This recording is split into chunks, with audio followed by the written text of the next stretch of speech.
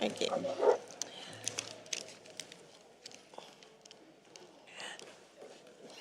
Merci. Thank you. So the next item on our agenda is item 17,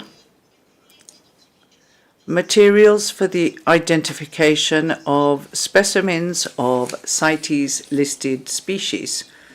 First of all, we will hear the report of the Intersessional Working Group, which will be presented by the representative for Oceania. Then we will hear the presentation and introduction of document 7 for the item 17.2, which is the identification manual of animals listed in CITES Appendix I, which will be introduced by China. So, Oceania, you have the floor first. Thank you, Chair. As co-chair of the Joint Plants Animals Committee Working Group on Identification Materials, I apologise for the lack of progress made by the working group in this intersessional period. Both chairs and the Secretariat's support have been overwhelmed by competing demands for our CITES time, especially with the unprecedented number of CITES technical workshops that have been held in the past year, including the critically important one on NDFs. Even though identification materials are vitally important to the functioning of CITES, this topic hasn't received the attention it should have, and so should be prioritised in the next inter-COP period. Nevertheless, there's still been a lot of activity in preparing and providing identification materials, including through the initiative being led by China on collating ID materials for Appendix I animal species. The response to notification 2023-51, requesting materials for the identification of CITES-listed species, was relatively poor, with responses from only 4 parties, but helpfully from an equal number of non-government organisations. Many of the materials received were not open source and so could not be used due to the strict copyright laws. Going forward, a financial mechanism is needed, such as seeking donors to create a dedicated identification materials fund as a possible action within draft decision 20EE in paragraph 12. This could allow the Secretariat to pay the copyright owners a fee to be able to use and distribute useful identification materials that may not otherwise be easily accessible to CITES and border officials. I draw your attention to paragraph 11 of the document, which contains observations that were shared with the Joint Intersessional Working Group. Based on these observations, paragraph 12 recommends the revision and renewal of the current set of decisions and the adoption of a new decision that allows for a more focused approach by having smaller working groups focused on plant identification and animal identification issues, the latter of which will continue to work in close collaboration with the ongoing initiative on Appendix I animals, which is led by China. I thank the Secretariat, especially Hyung-Jong Kim, my co-chair Kwek Yan Chong, and the United States and Humane Society International for their useful contributions and amendments to documents, and to the draft decisions contained in paragraph 12. After the document was published and after discussions with China, it seemed logical to incorporate the ongoing work that they lead on the identification of Appendix I animals, as described in PC27 Doc 17.2 and AC Doc 19.2, into the overall decisions on identification materials. I therefore have some amendments to make to the draft decisions in paragraph 12. The Secretariat has a copy of these proposed amendments. So with your indulgence, the first amendment is in draft decision 20 big A, and then in paragraph little a, it will now read, share information with the Secretariat relating to the materials used to identify specimens of CITES-listed species and any challenges experienced in accessing or using existing materials, including gaps in information. So deleting Appendix 2 from that paragraph and Appendix I listed plants. So basically goes back to covering all CITES listed species. And then in 20BB, so this is directed to the Animals Committee.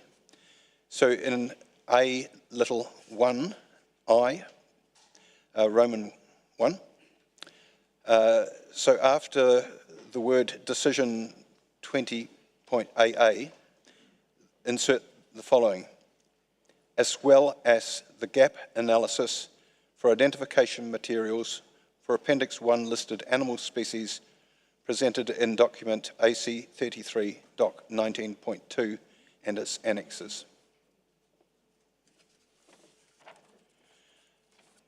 Under the same draft decision, little Roman 3, III, at the end of this sentence, listed animal species, to add and provide input as appropriate.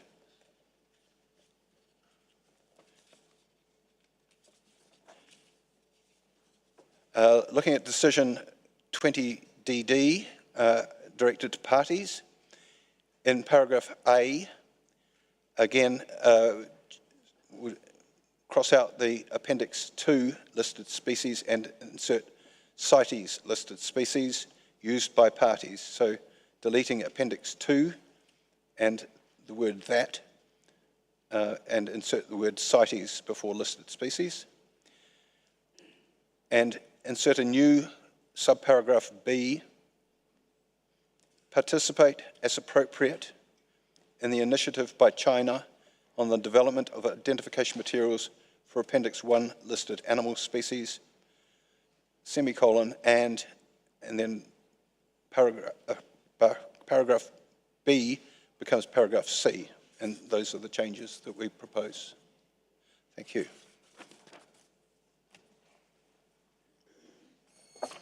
Je remercie. I thank the chair of the working group, the intersessional working group, and I now give the floor to the representative for Asia, who will speak on behalf of China. Thank you, Madam Chair. I speak on behalf of China as the focal point of expert contact group on the identification manual of animals listed in CITES Appendix I. Last year, the Animals Committee considered document AC32 90.2 submitted by China and welcomed the initiative entitled Identification Manual of Animals listed in Appendix I, launched by the Endangered Species Scientific Commission as the CITES Scientific Authority of China. The initiative has established an expert contact group with its membership listed in paragraph 4 of AC33 Doc 19.2. Thanks to the notification of to the parties in the number of 2023-087, published by the Secretariat.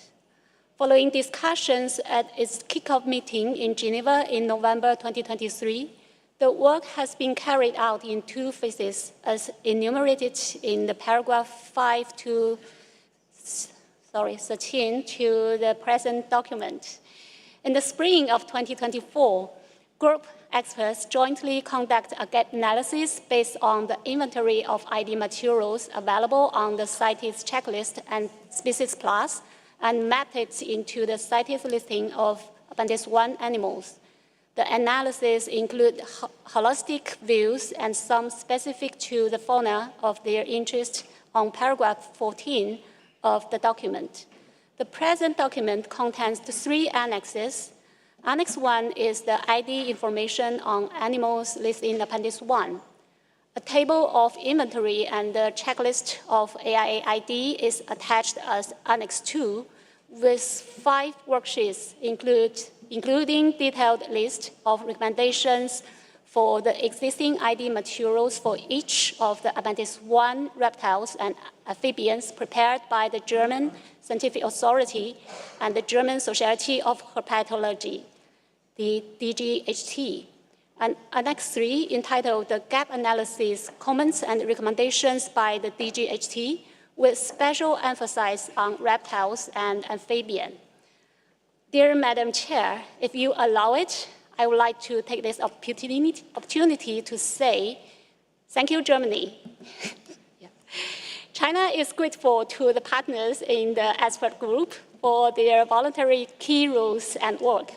The UNIA Master Program of Baeza in Spain, the TESA Fellow from Kenya, Traffic, WWF China, etc. I won't be able to read through the long list of the thanks. After a year of work, we have deeply realized the challenges of CITES implementation. In the case of limited resources, China is exploring some solutions in the new era, and some ideas for the next stage are shared to you in paragraph 15 to 19. While the focus of the initiative is on this Appendix I fauna, these ambitions will encompass a wider area.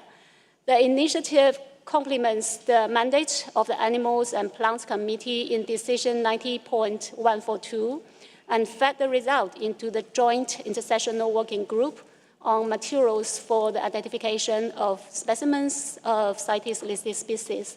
So thank you, co-chair of the Intersessional Working Group and the secretary.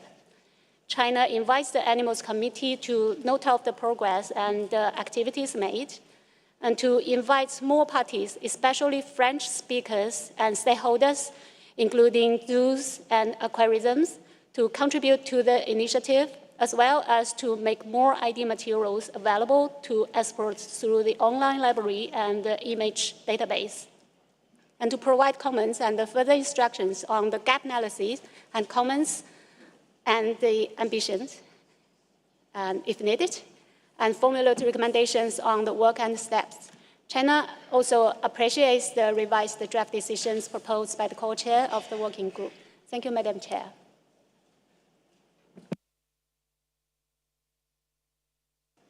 Merci.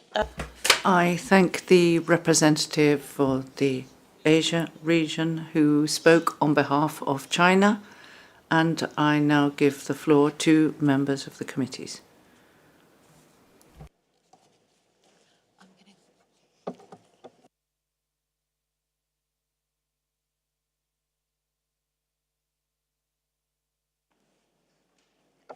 Amérique centrale, du Sud et Caraïbes. Central, South America and the Caribbean region, you have the floor. Thank you very much, Madam Chair. The region for Central, South America and the Caribbean would like to acknowledge its gratitude for the excellent work carried out, and we support the review of the current set of decisions and the drafting of a new decision which will ensure that we have a more centered and focused and aligned approach for identification materials for CITES-listed species. So we are in agreement with the amendments presented by the chair of the working group, and we think it is timely that separate working groups for flora and fauna be established as suggested by the working group, so that more detailed information can be worked on in line with the needs of parties. So working from the outputs of this working group, we would like to highlight the need to look for more synergies and cooperation between parties and the Secretariat, so we can continue to progress in developing materials and innovative tools that facilitate identification of species, and thinking in particular of officials working in the application of the law. Thank you. Je remercie la représentante. I thank the representative for the Central, South America and Caribbean region, and now open the floor to observer parties. I do not see any further requests from committee members, so Germany, you have the floor. Thanks a lot, Madam Chair, and thanks a lot to the course chairs for developing the documents and the working group for working on this important topic. We would like to comment on document AC 19.1. We support the approach to more focus future reviews on priority cases based on specific needs of parties and use capacities where they are most needed. And Germany would like to support the draft decisions contained in paragraph 12 for submission to the COP with the amendments made by the representative of Oceania just on the floor. We further would like to recall that Resolution Conf 19.4 on materials for the identification of specimens of CITES listed species recommends that parties provide identification information to the extent possible in the proposals for amendment of the appendices. Therefore, we would like to note that amendment proposals may also include additional and useful information on the identification of species that could be included in any future considerations or reviews during this process. Resolution Conf 19.4 further recommends that parties continue to develop and share national, regional or taxon-based guidance to the identification of specimens of CITES listed species and when practicable of non-CITES listed species. And in this respect, Germany would like to share with the CITES community an identification guide on Asian newts of the family Salamandridae that we have just developed in order to aid the implementation of the CITES listings of 4 genera at COP19 and COP18, and which can be found in the annex to information document number 15 to the present meeting, and we would like to invite parties to make use of this guidance. Thank you.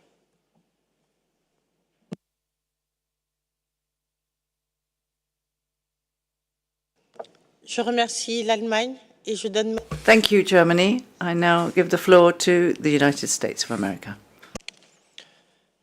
Merci, Madam Chair. The United States of America, as a member of this working group, supports the revised draft decision, paragraph 12 of the current document, with a modification to 20 DD, and the working group report with the following observations for consideration. We are concerned that this matter is not receiving the priority it deserves, especially considering that the parties have never deliberated on whether ID materials should be incorporated as links into the CITES checklist of species. The AC and PC provided no input to making CITES ID materials available through the CITES checklist, and we previously expressed concern about incorporating such information into the CITES checklist, which we feel compromises the integrity of the checklist. We consider the development of identification materials to be core work of the Convention and critical to the implementation of the treaty to ensure compliance and assist enforcement efforts. We therefore hope that this work, if the draft decisions are adopted at COP20, can be prioritized for work by the parties, the Secretariat, and the technical committees. We note there seem to be some words in draft 19.144 or 20 DD-A. We therefore suggest the following. If you look at that paragraph halfway down, it starts with guidance materials for specimens of Appendix II listed species, and we'd like to add here, and Appendix I listed plants. Then carry on that and add the word are, used for parties and particularly for enforcement and inspection officers, and here we want to insert information on, and then it continues just as is, any challenges experienced or gaps in, etc.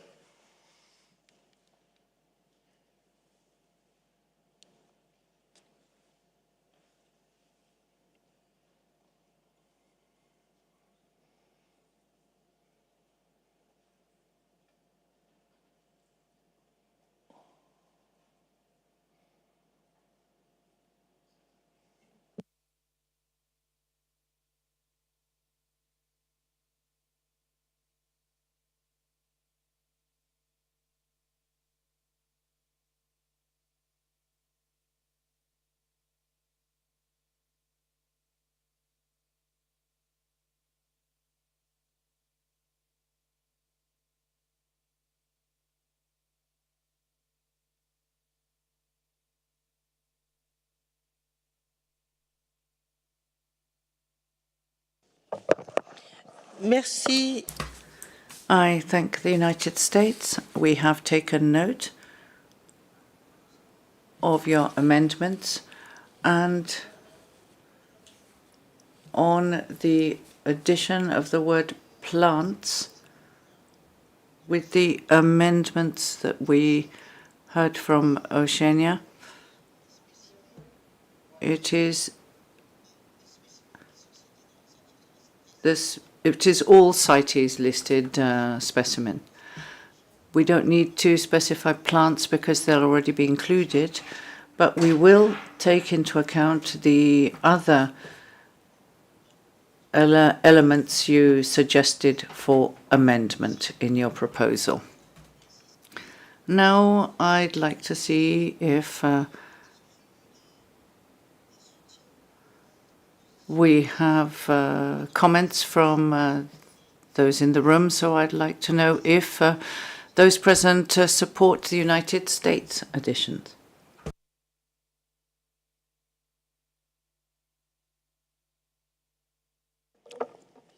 Je ne vois pas de demande de parole. I see no request for the floor, so I will turn back to you for the conclusion of the documents.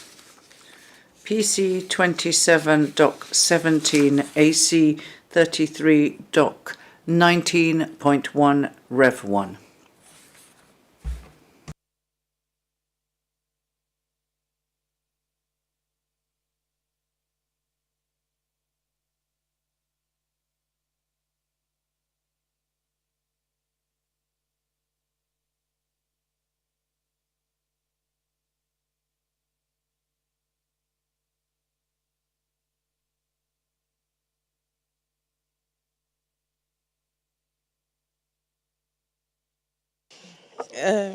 Peut-être que je n'ai pas été assez... Maybe I wasn't clear enough. The floor is open to all members of the committees, observer parties and observers. So before I conclude, the floor is open to all.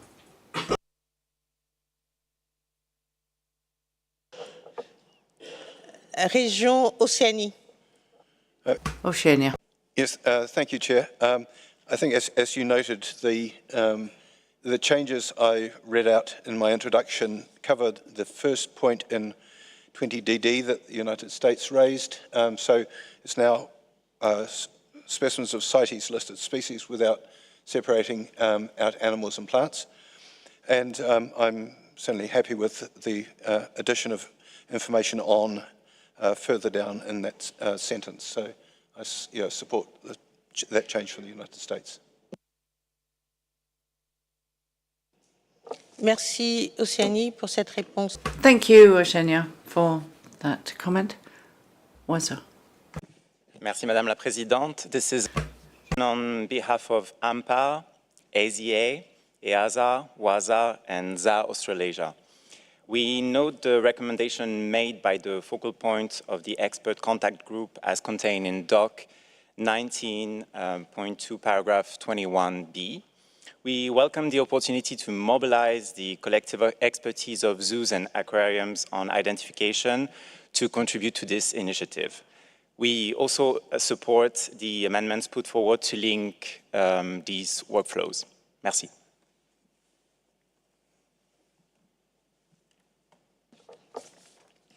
Merci à Waza. Thank you, Waza. So I think everyone is in agreement and we have no further request for the floor. So I shall now read the conclusions on document PC27 Doc 17 AC33 Doc 19.1 Rev 1. The Animals and Plants Committees agree to propose the replacement of decision 142 to 144 with the proposals set out in paragraph 12 of document PC27 Doc 17 AC 33 Doc 19.1 Rev 1 with the amendments put forward by the representative of the Oceania region for the Animals Committee, and with the amendment to the draft decision 20DD proposed by the United States of America for consideration by COP20. So that is our conclusion on this item of our agenda. Now, I would like to open the floor on the next item, which is document AC33 Doc 19.2, bearing in mind that the Plants Committee does not have a related document. So, committee members, the floor is open.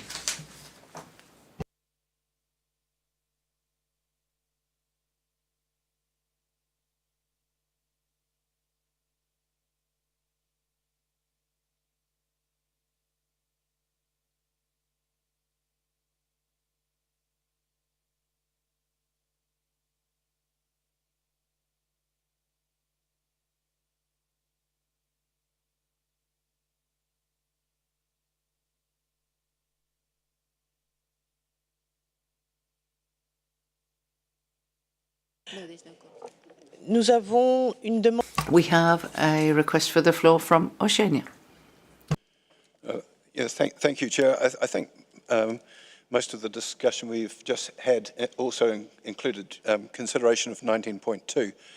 But yeah, I'd just like to put on record my appreciation of the work that China has been leading on the identification of Appendix I animal species. And I think it will be a very valuable exercise, and also appreciative of the offer from WASA to be involved in that exercise as well. So thank you. Je remercie la région. I thank the region. The floor is still open for any comments. Would any other members of the committees, observer parties, wish to take the floor?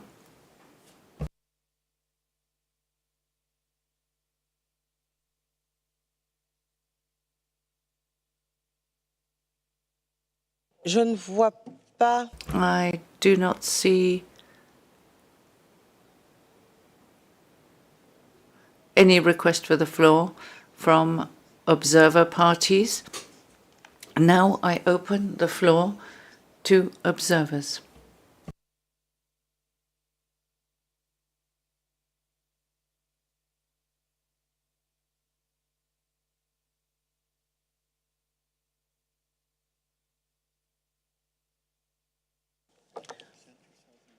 Amérique centrale, du Sud. Central, South America and the Caribbean, you have the floor. Thank you, Madam Chair. This statement is on behalf of Peru, and we'd like to thank China for all the efforts and progress that has been made by the working group. Peru was a member, and we would like to continue the coordination, to continue working in the discussions, and we'd also like to say that there exists an excellent opportunity to include zoos and aquaria in the work, and to make more ID material available through the online library and the image database. It's also important to highlight that the scope of these efforts also includes aquatic species, which will be very important as materials for parties. Thank you, Madam Chair. Je remercie. I thank the representative for Central, South America and the Caribbean who spoke for Peru. Do we have any further requests for the floor in the room? Observer parties, observers, committee members?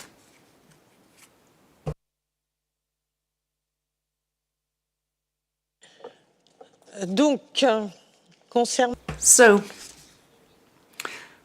on this document, PC27, 17 Point 2, AC33, document 19.2, I suggest that the Plants Committee, the Animals Committee and the Plants Committee takes note of the progress and activities made by the expert contact group on the identification manual of animals listed in CITES Appendix I. Invites more parties, especially French speakers and stakeholders, including zoos and aquariums, to contribute to the initiative, as well as to make more ID materials available to experts through the online library and the image database.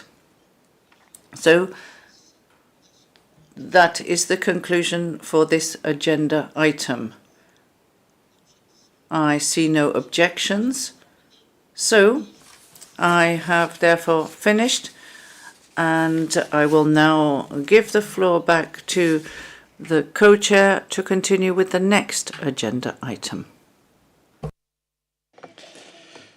Thank you, Chair of the Plants Committee, for giving me the floor back. So we now turn our attention to document AC33, PC27, agenda item 13, on country-wide review of significant trade.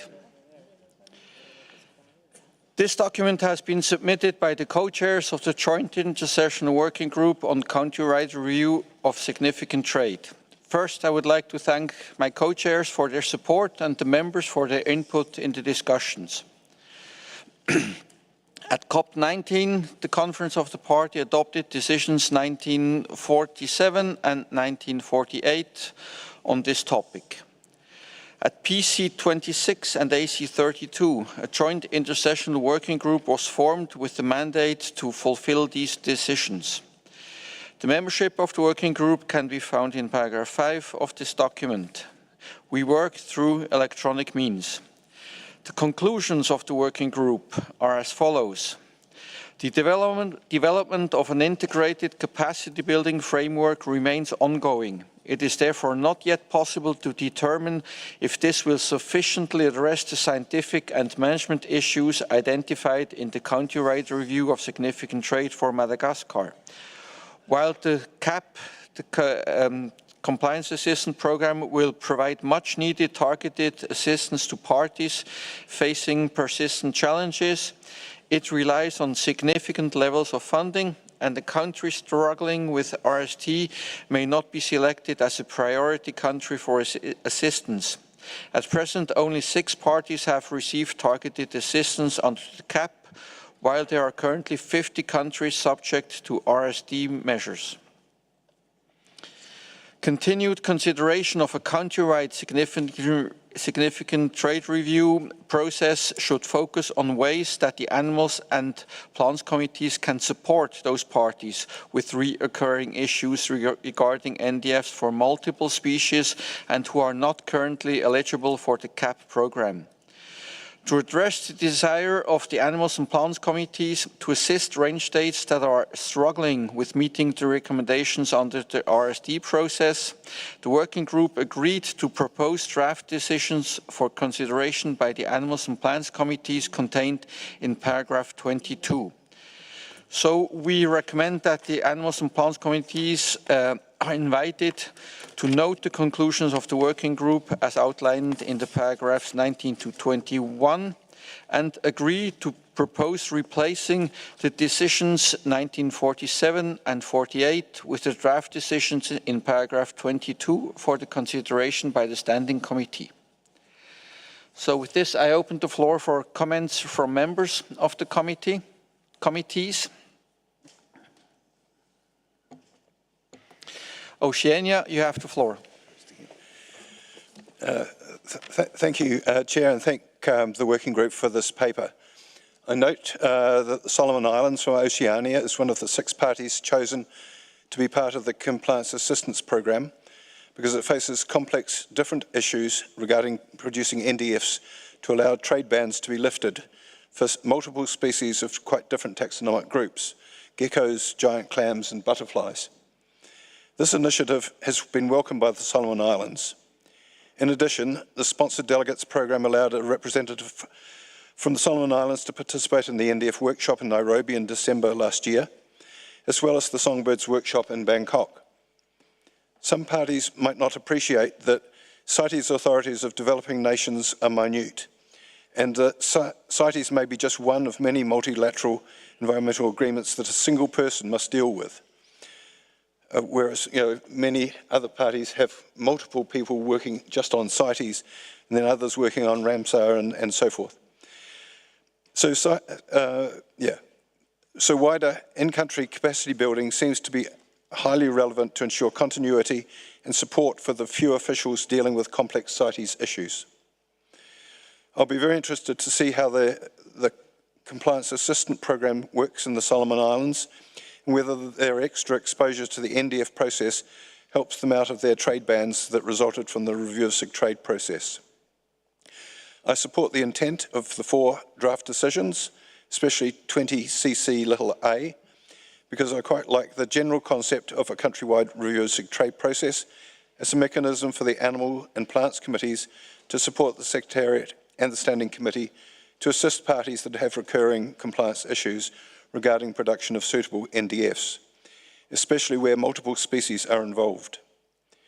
On the other hand, I note that the CAP, the Compliance Assistance Program, currently covers 6 parties, whereas the countrywide review of SIG trade would perhaps only cover a single party for the same resource input.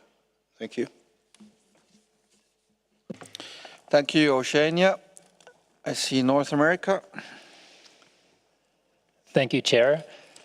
As noted in the conclusions of the working group in paragraphs 19 to 21, the ongoing working of other CITES capacity building initiatives have impacted the ability of this working group to complete their work.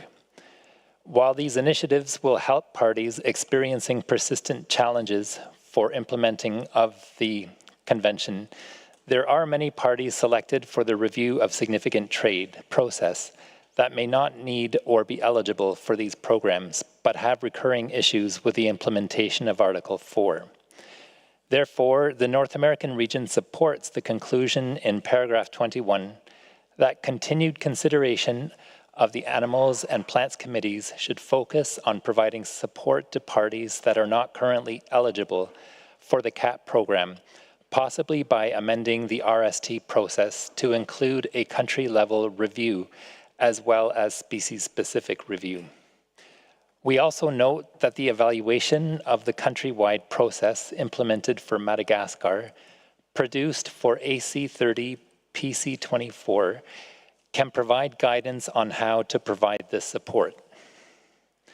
Therefore, the North American region supports proposing the replacement of decisions 19.47 and 19.48 with the draft decisions in paragraph 22 to the Standing Committee with the following amendments to 20.cc, paragraph A, to implement the working group conclusion in paragraph 1.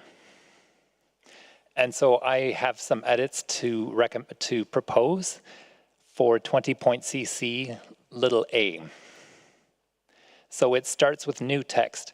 Review the results of the evaluation of the countrywide significant trade process report produced for AC30/PC24 and consider whether, and then there's some new text, the review of significant trade process or a complementary new mechanism could, so delete the word should and replace with could, and then strike be developed to and continue with provide targeted support to parties with recurring issues in making non-detriment findings for multiple species who are not currently eligible for the CAP. And then strike program as highlighted through the review of significant trade process and continue and on the possible role of the scientific committees in facilitating this. Chair, I could read the amended paragraph just straight through if you want to make it clear. So I will read little a one more time. Review the results of the evaluation of the country-wide significant trade process report produced for AC30 PC24 and consider whether the review of significant trade process or a complementary new mechanism could provide targeted support to parties with recurring issues in making non-detriment findings for multiple species, who are not currently eligible for the CAP, and on the possible role of the scientific committees in facilitating this. Paragraph B would not change. Thank you, Chair. Thank you, North America, for this suggested change. Do I see any other member wishing to take the floor? So I open the floor for observer parties.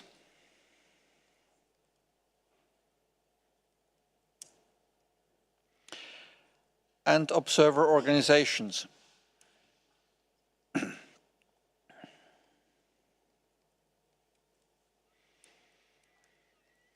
Okay, so I don't see anybody else asking for the floor. Are the members happy with the changes as proposed by North American region? I see nodding. So, okay, so we'll take up these changes in 20cc letter A. So the conclusion would be the Animals Committee notes the conclusions of the working group as outlined in paragraphs 19 to 21 and agrees to proposing replacing decisions 1947 and 1948 with the draft decisions in paragraph 22 of document PC Doc 13, AC30, PC27 Doc 13, AC33 Doc 13 for consideration passed by the Standing Committee as amended. Okay?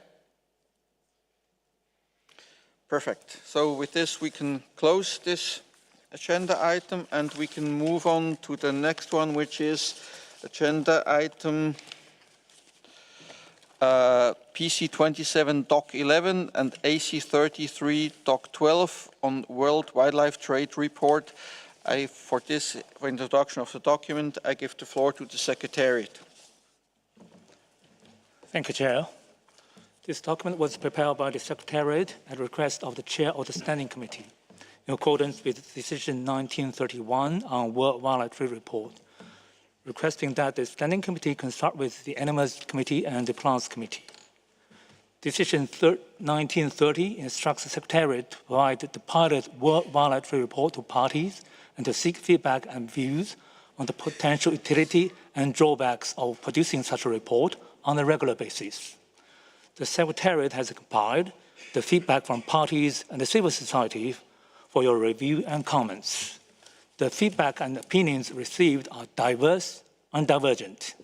Some parties argue that such a report is long overdue after 50 years of the adoption of the Convention, since no other reports provide an overview and analysis of the rules, trends, and patterns of the trade in CITES species at a global level, as well as the conservation and the socio-economic impacts of the very trade the Convention regulates. Others say that it is still premature to produce such a report and it will add to the reporting burdens of the parties. Views of the members of the Animals and Plants Committees will be of great value for the Standing Committee. The Secretary invites members of two committees to not limit their comments to the pilot report. Instead, we invite you to share your vision of a report that represents an overall perspective of the global trade in CITES species if such a report is considered of benefit. The feedback from parties and other stakeholders, as well as members of the Animals and Plants Committee, will be incorporated into the report of the Secretariat to the Standing Committee at SC78. Thank you, Chair. Thank you, Secretariat, for introduction to that document. So we are asked to provide comments on that pilot report on World Wildlife Trade Report. So I open the floor for any comments and thoughts as suggested by the Secretariat.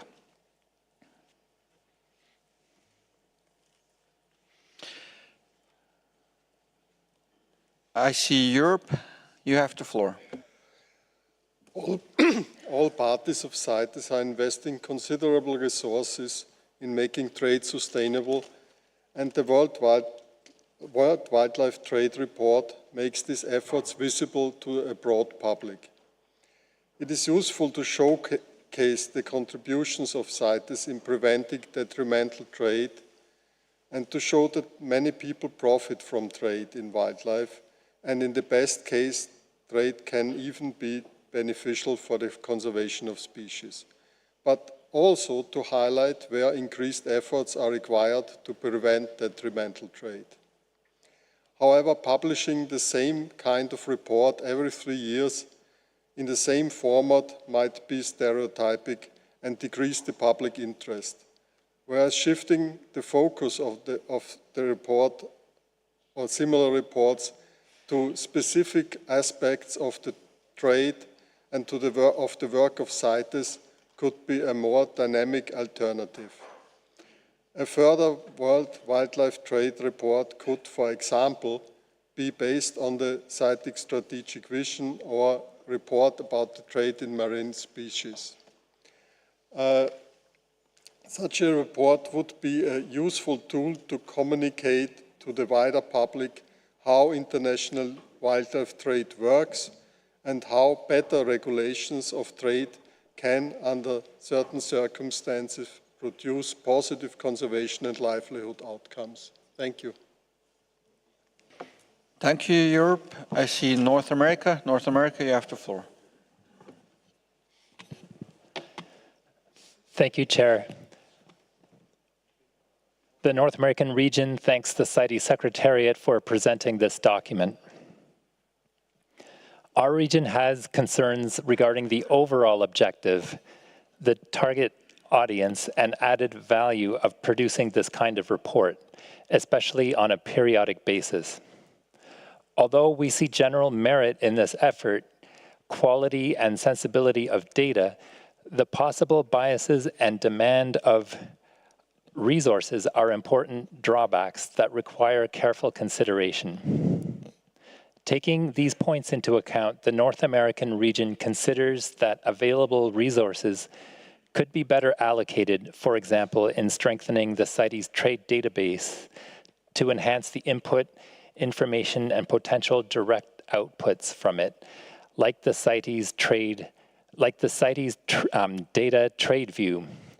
Finding efficient and cost-effective ways to use information on the database should be prioritized. Thank you, Chair. Thank you, North America. Any other member asking for the floor?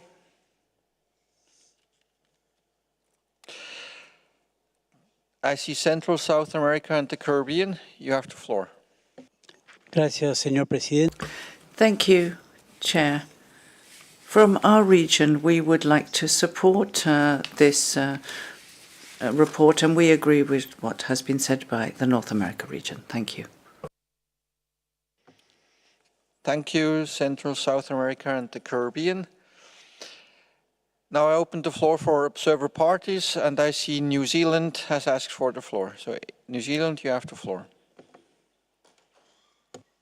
Thank you, Mr. Chair.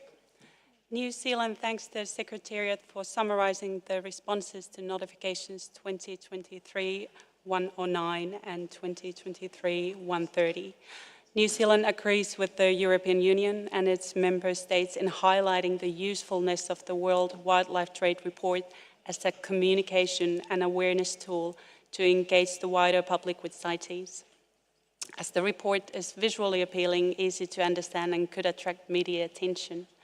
However, we echo the concerns raised here and by the European Union and its member states and other parties who responded to the notification, in that there is a little direct scientific utility for the report to be produced regularly. The issues with poor or lacking data mean that until reporting requirements are implemented consistently across parties, lack of confidence in the analysis remains. For example, New Zealand's domestic legislation does not allow price data on international trade to be collected as part of our CITES processes. and therefore implementing any requirement to price data would require legislative reform. We urge the Plants and Animals Committee to recommend to Standing Committee to consider the burdensome implications of regular report production on parties and the Secretariat compared to the perceived benefit that may be gained by increased public awareness. Thank you. Thank you, New Zealand. I see now India. India, you have the floor. Thank you, Chair.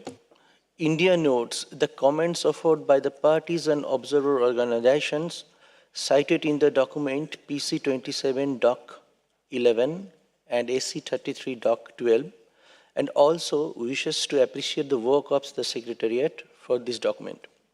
We think producing a periodic wild trade report would entail additional resources in terms of finances and manpower and may lead to burden on parties.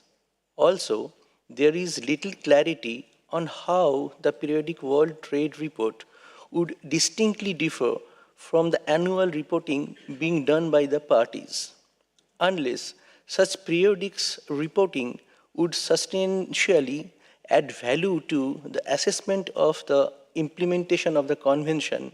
It may be considered as a voluntary contribution by the parties who may wish to report. Thank you, Chair. Thank you, India. I now see the UK. UK, you have the floor.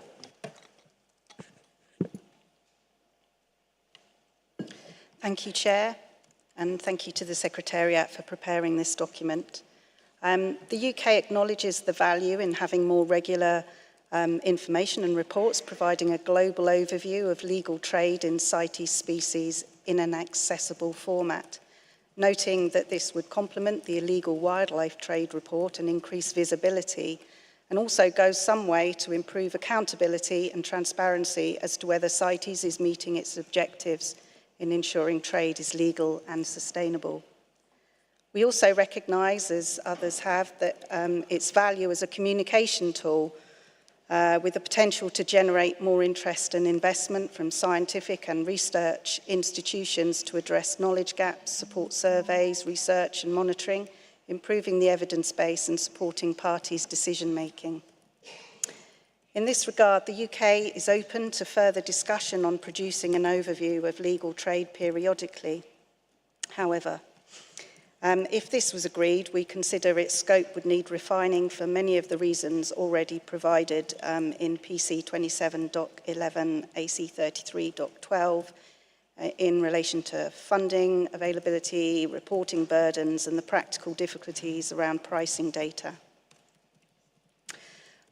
We suggest the report should be scaled back quite significantly, with a focus on the scale and patterns of trade in CITES listed species, as found in Chapter 2 of the original report, which potentially could include more detailed analysis of trade in particular taxon groups or trade types, and identifying those linkages between illegal and legal trade covered in Chapter 6.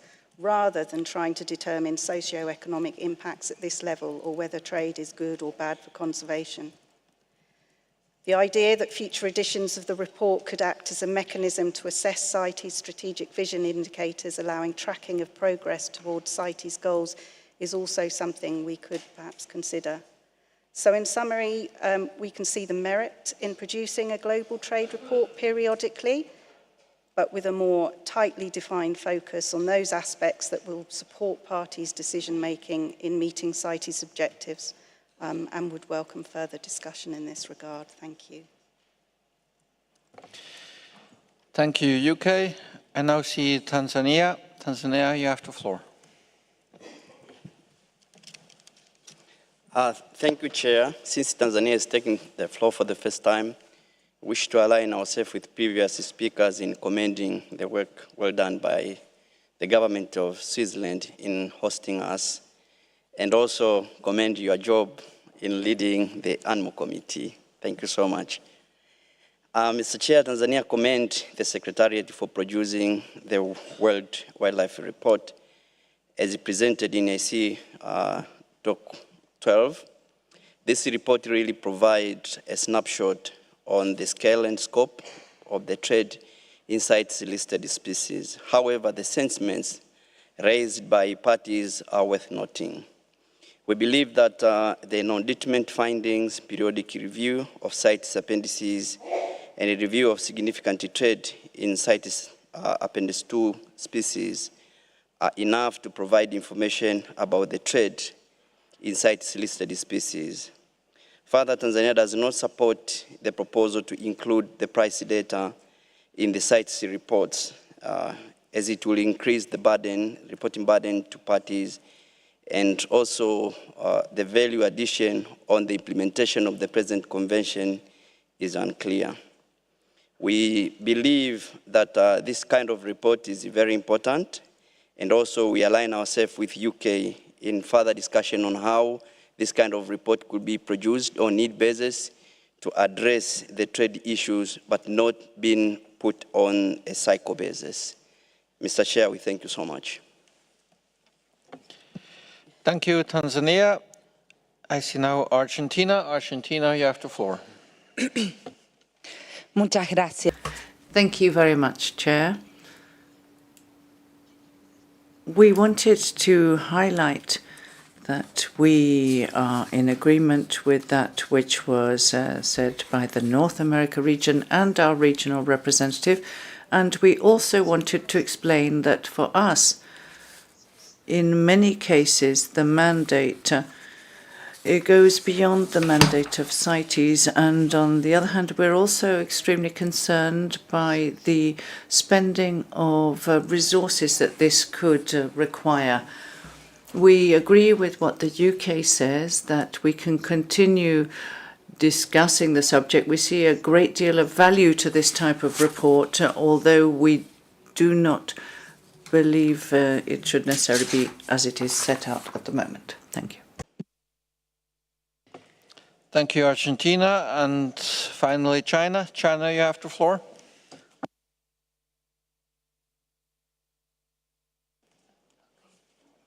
Thank you, Mr. Chair. China is grateful for this document prepared by the Secretariat. China has 3 points to make. First, China would like to remind all colleagues of Resolution 8.3, which recognizes the benefits of trade in wildlife to both conservation and development, and of Resolution 16.6 on CITES and livelihood, of which the impacts of CITES listing decision should take into account potential impacts on the livelihood of the poor.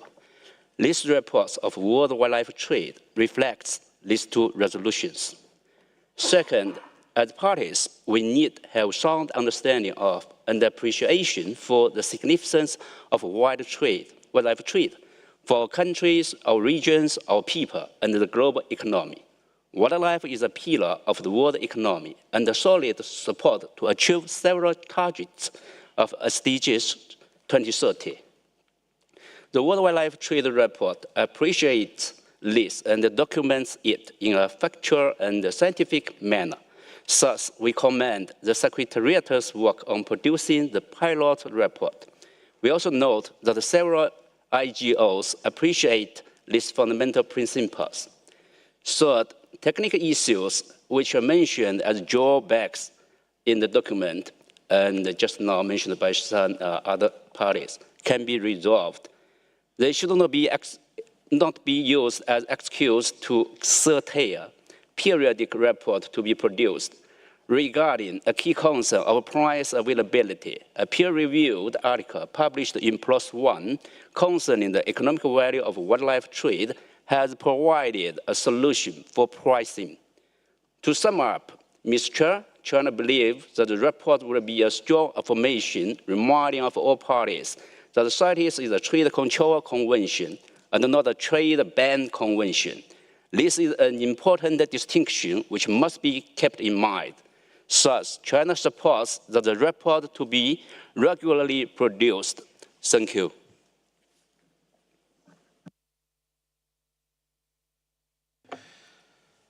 Thank you, China. I have Kenya. Kenya, you have the floor. Thank you, Chair.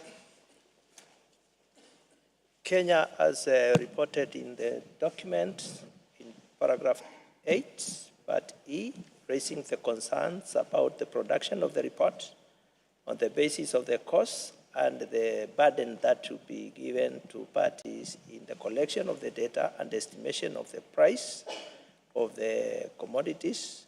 We consider that such resources may be deployed to undertake other priority actions, and so we raise the concerns and we align ourselves with the concerns also raised by other parties in this meeting, and so we'll be looking forward to further discussions on the elaboration of those concerns.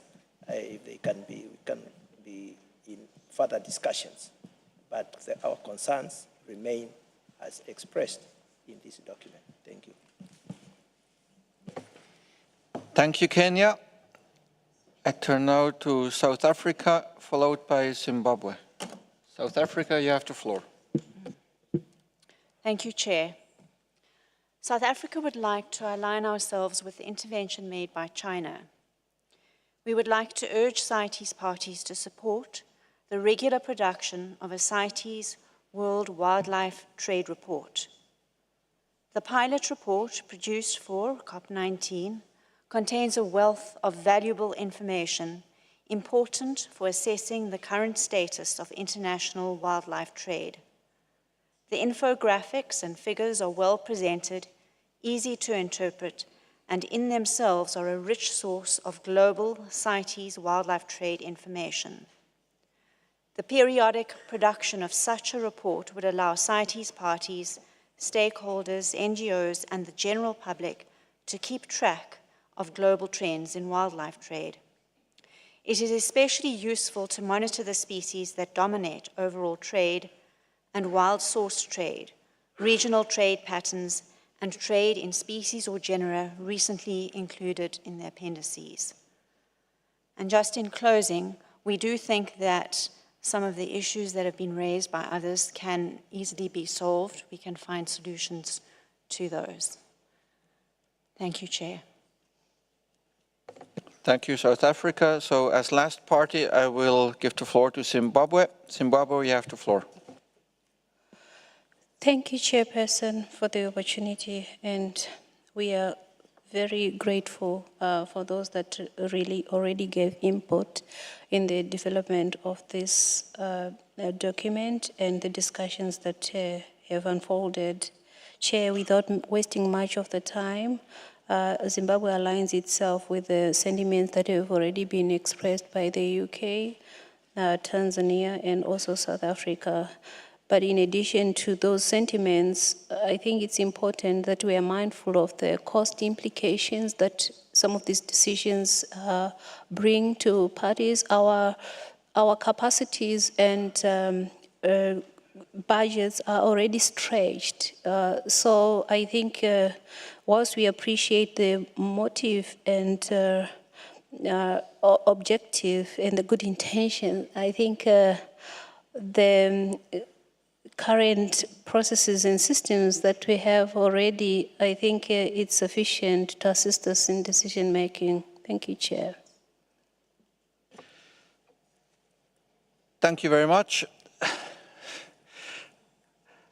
I think as a last I will take Israel, then I will hear 2 or 3 observer organizations, and then I will close the not the meeting, I will close the debate on this issue. Not yet the meeting. Because I think we have heard a rich contributions, and I think the Secretariat has been able to take note of all those comments. But I give the floor now to Israel. You have the floor. Thank you, Chair. Just like in the document, I think in the discussion, it's very clear that there's no consensus for continuing with it, but at the same time, the most important part of the document, I think, is paragraph 9, which talks about, okay, what is the possible way forward?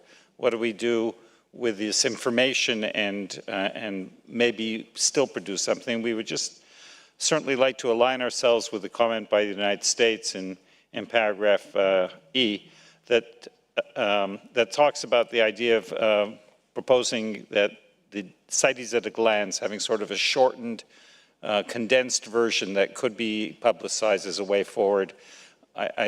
There's definitely not support for producing a huge report here, and not support in the room for that, but at the same time, the information is valuable and will contribute and does have value. So we would like to think about way forward of having some sort of report that can come out, but not necessarily in the scope of the huge report that would be expensive and time-consuming for parties to input their data. Thank you. Thank you, Israel. You have a bit precluded my conclusions, because I think that's what the sentiment of the room, that in principle, yes, but to what extent, to what regularity, but most parties are quite open to continue to this discussion on the production of such a report. So that's what I felt listening to you all. I see WWF, you have the floor. Thank you, Chair. I think our intervention is in line with some of the ones that have just been made in terms of that the current proposal is too ambitious for every COP cycle. Rather than see something that's slimmed down to the point of being almost meaningless or just sort of magazine article pap, we would suggest that a less frequent interval but a more detailed report is something that should be considered. For instance, a report in time for 2030, when the strategic vision will expire and the first phase of the global biodiversity framework will expire, is something that could be considered. So we're basically asking that we balance interval with detail. Thank you. Thank you. And I will take one more observer organization, WCS. You have the floor, and then I will close the list. Thank you. Thank you, Chair. I'll try to be very brief. We find the report interesting, although we recognize and appreciate the technical and data quality concerns that have been raised. We do not support directing core funding from the Secretariat for regular development of such a report. The organization of the report and the content do not necessarily respond to the needs of parties for implementation of the convention, particularly by range states. We note that demonstrating that there's economic benefit from commercial trade isn't needed. That's self-evident from the fact that trade continues, so someone is making money. And we share the concerns of North America, Central America, South America, and the Caribbean, Kenya, and others, and New Zealand and Tanzania regarding the whole issue of sharing of price data and a reporting burden for parties. We agree such a future report should be much more focused, as has been suggested, and must be based on the specific needs of parties. Thank you very much, Chair. Thank you, WCS.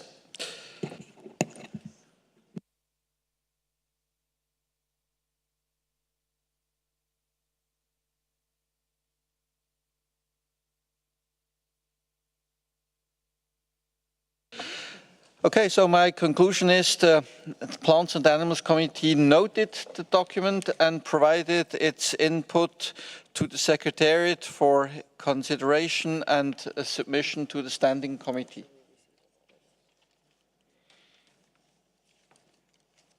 Okay, thank you very much.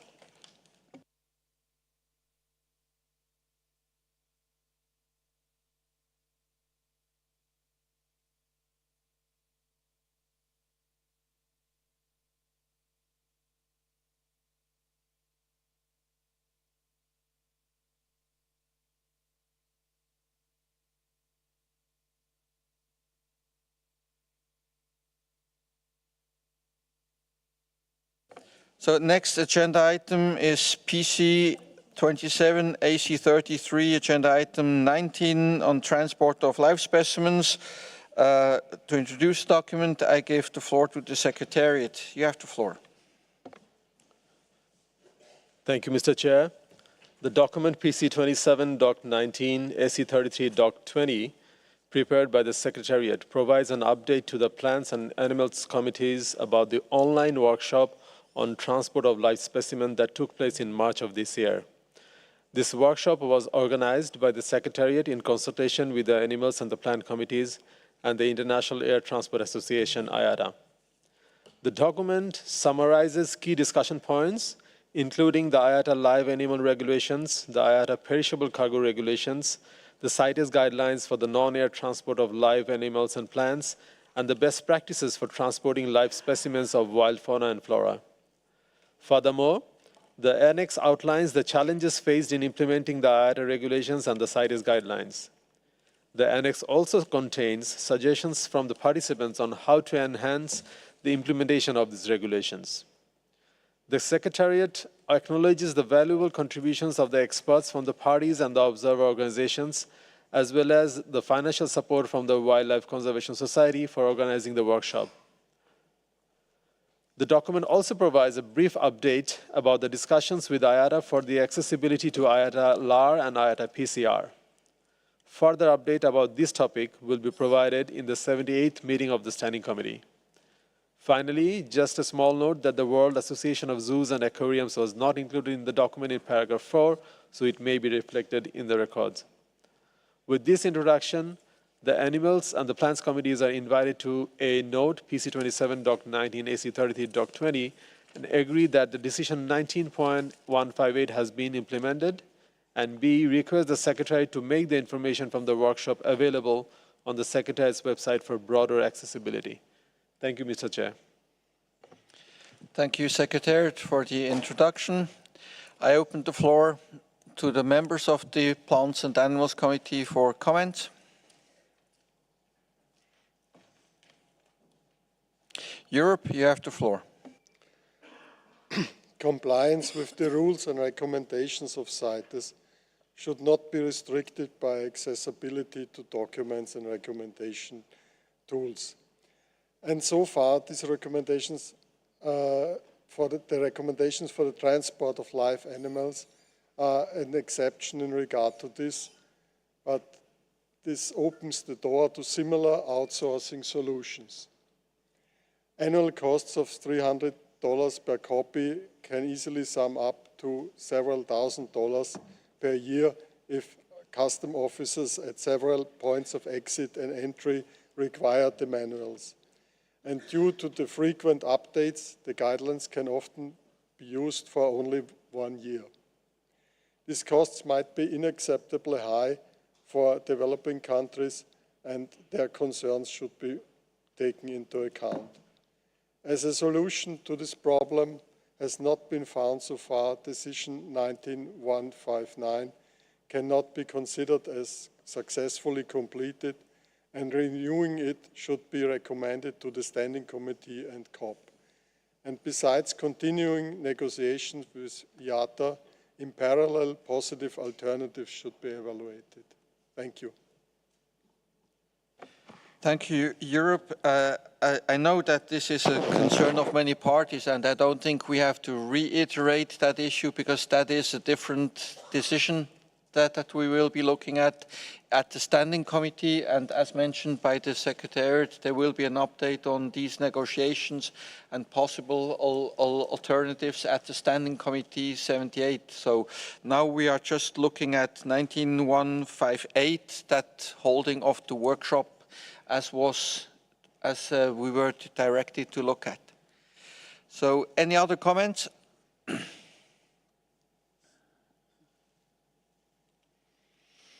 Observer parties. I see Brazil. Brazil, you have the floor. Thank you, Chair. Brazil agrees with the results of the workshop, and we thank the Secretariat for organizing it. However, we believe that within this topic of transport of live specimens, we could expand this debate in future meetings and workshops. The initiatives presented are essential for enhancing and strengthening measures for well-being and aiding decision-making process to address potential seizures and confiscations of animals and plants in irregular situations. Recalling the guidelines for Resolution Conf 10.21 and 17.8, and in the context of recent incidents of animal seizures where Brazil considers it important to repatriate them, we believe there is a noticeable lack of clarity and need for discussion and improvements in the following areas.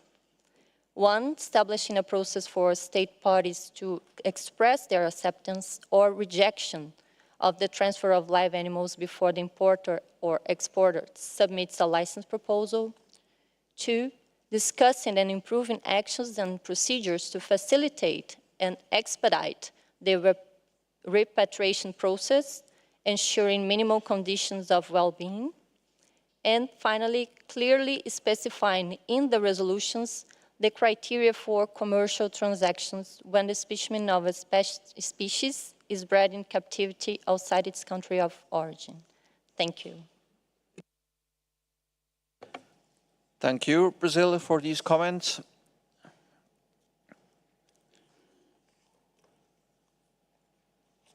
Any other observer party wishing to take the floor? So, observer organizations.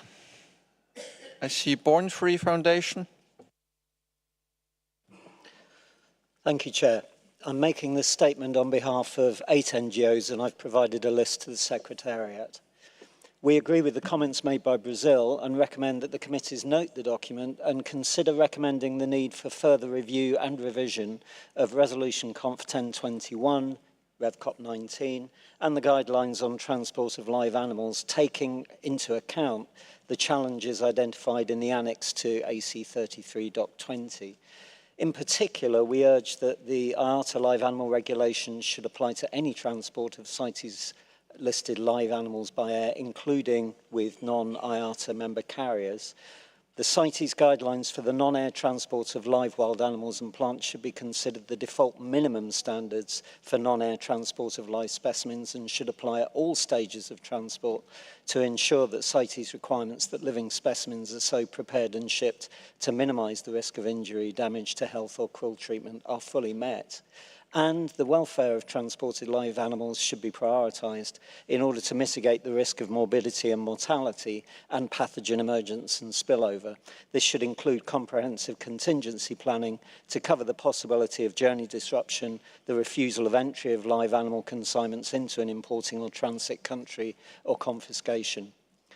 Comprehensive pre-transport risk assessments should be a permitting requirement, and a precautionary approach should be adopted where risks cannot be mitigated or where there is uncertainty. The committees should consider developing guidance to assist parties in the creation, implementation and interpretation of such assessments. Finally, we encourage the Animals Committee to recommend that parties consider the use of closed-circuit TV to monitor live animals during transport whenever feasible, in order to facilitate immediate detection of injury or distress so prompt action can be taken, to collect data to inform improvements in transport conditions, and to provide an accurate record of the transport process. Thank you, Mr. Chair. Thank you, Born Free. I see the United States. You have asked for the floor. Yes, thank you, Chair. The United States notes the document and agrees that Decision 19.158 has been implemented. We also would like to express appreciation for the workshop and for the efforts made by IATA, the Secretariat, and the World Conservation Society, and for the participants and speakers, as improving compliance with transport regulations for live specimens is critical work that will enhance CITES and will benefit species and people. Thank you. Thank you, United States. With this, give me just a second.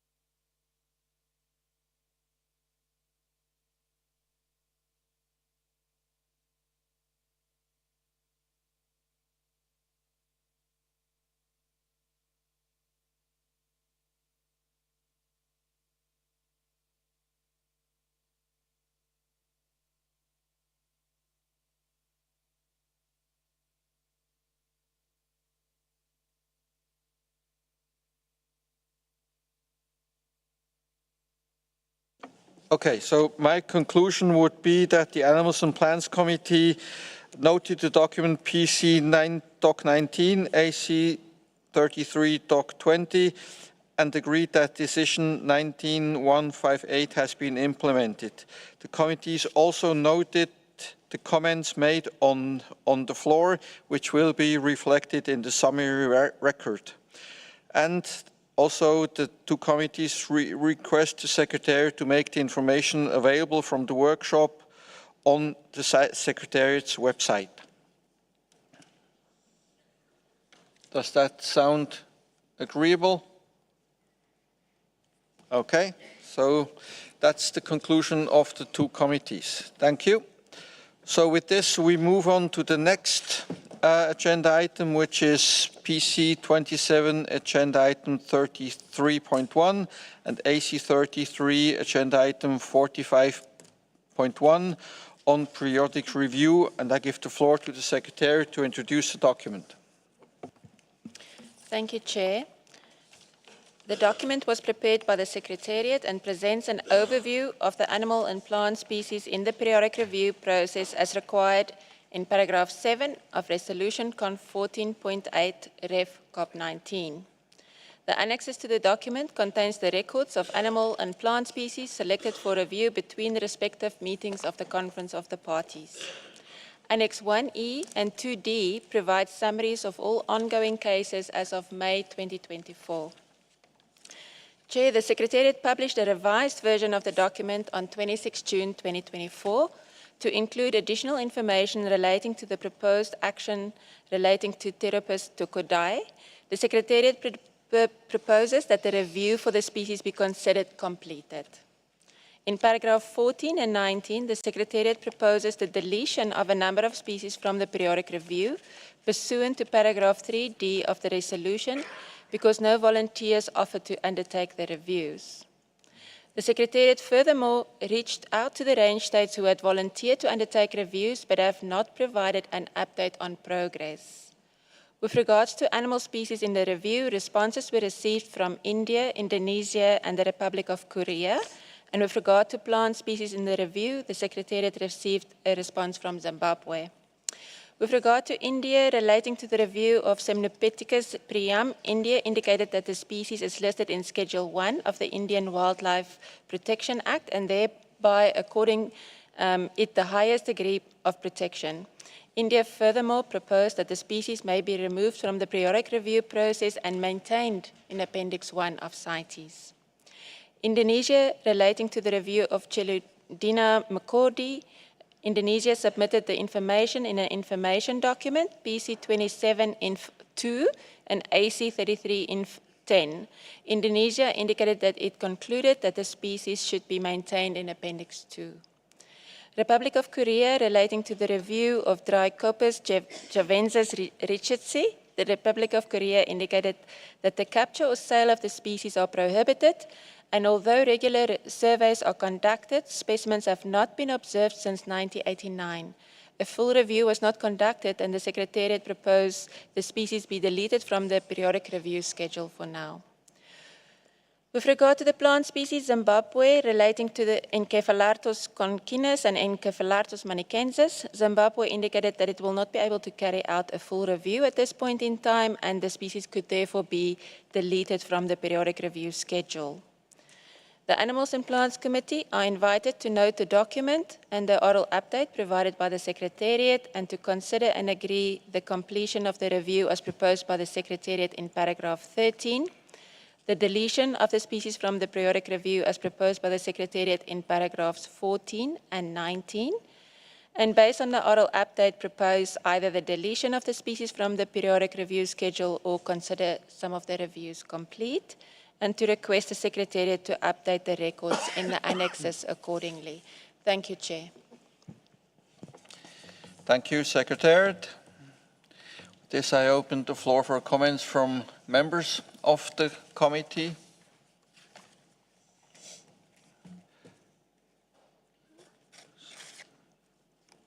Silence is agreement on the proposed way forward. So from the members, I hear agreement. I open the floor for comments to the observer parties. I see the United States. United States, you have the floor.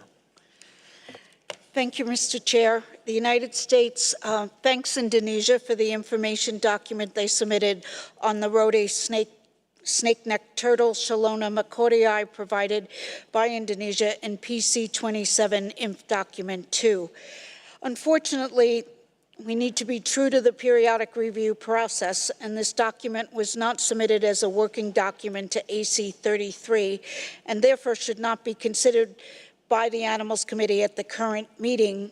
According to the resolution Comp 14.8 on periodic review, paragraph 3E, each review, ideally in the format of a proposal used to amend the appendices, is to be submitted as a working document to the Animals and Plants Committee for review. So this is clearly specifying the recommendation reference to the criteria. Therefore, we would strongly encourage Indonesia to submit this to the next Animals Committee. It's a matter of process. It's not that we have any concerns with the information, and really thank them for concluding this review, but we must stay true to the process as outlined in the resolution. Thank you.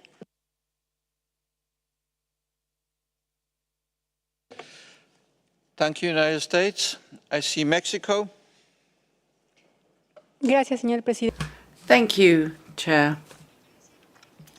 In terms of paragraph 19 of the document, in accordance with what was mentioned by our delegation during the review of the document to PC 27 Doc 31, we are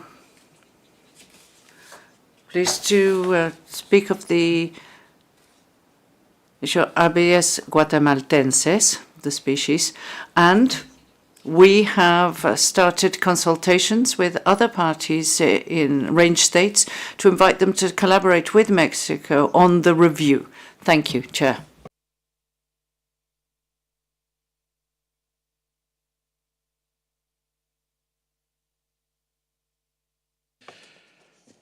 Thank you for this positive news. So we don't have to delete it from the list, but we can note that Mexico takes the lead in carrying out that review. Thank you very much. I see Central, South America and the Caribbean has asked for the floor. Gracias, señor presidente. Thank you, Chair.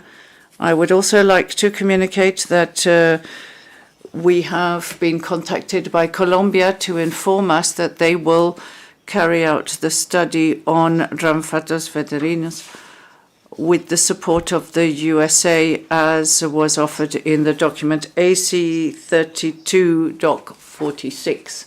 Thank you.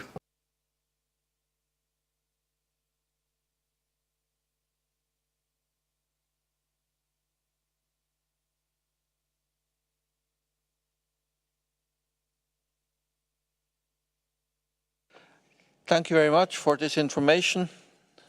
So it's good to hear that the process is ongoing on that species. Very good. Thank you. Any other observer party wishing to take the floor? I see Indonesia. Indonesia, you have the floor. Thank you, Chair. Indonesia would like to thank the Secretariat, and we will prepare to complete a detailed document in the next Animal Committee. Thank you. Thank you, Indonesia. That's good to hear. So we know how this thing is going to go on. Thank you very much.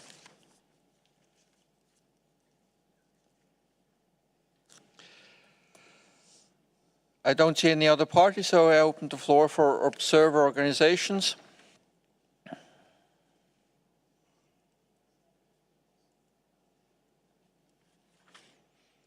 Okay, nobody asking for the floor, so give me a second.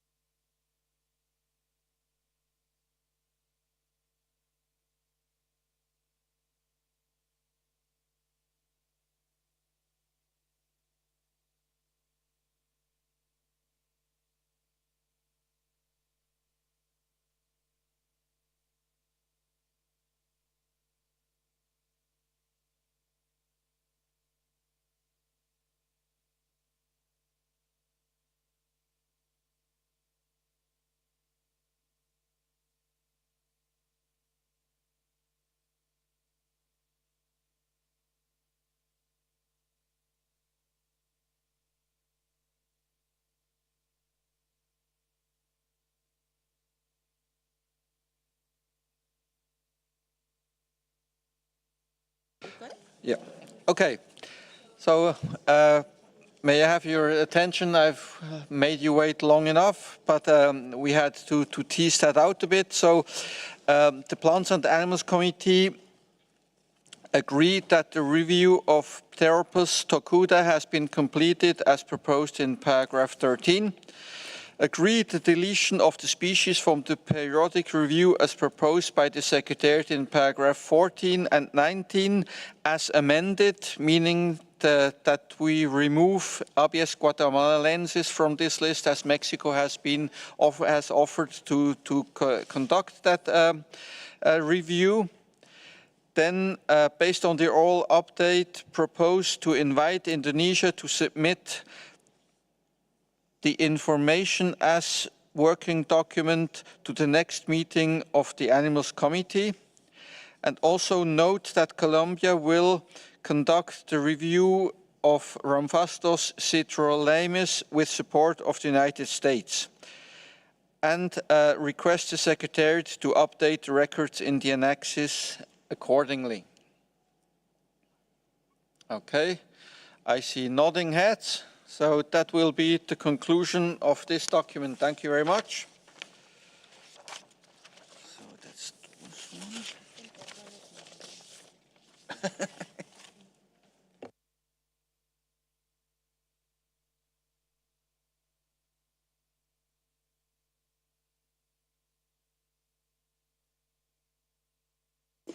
Okay, so now we turn our attention to PC27, agenda item 33.2, AC33, agenda item 45.2, selection of species for the periodic review.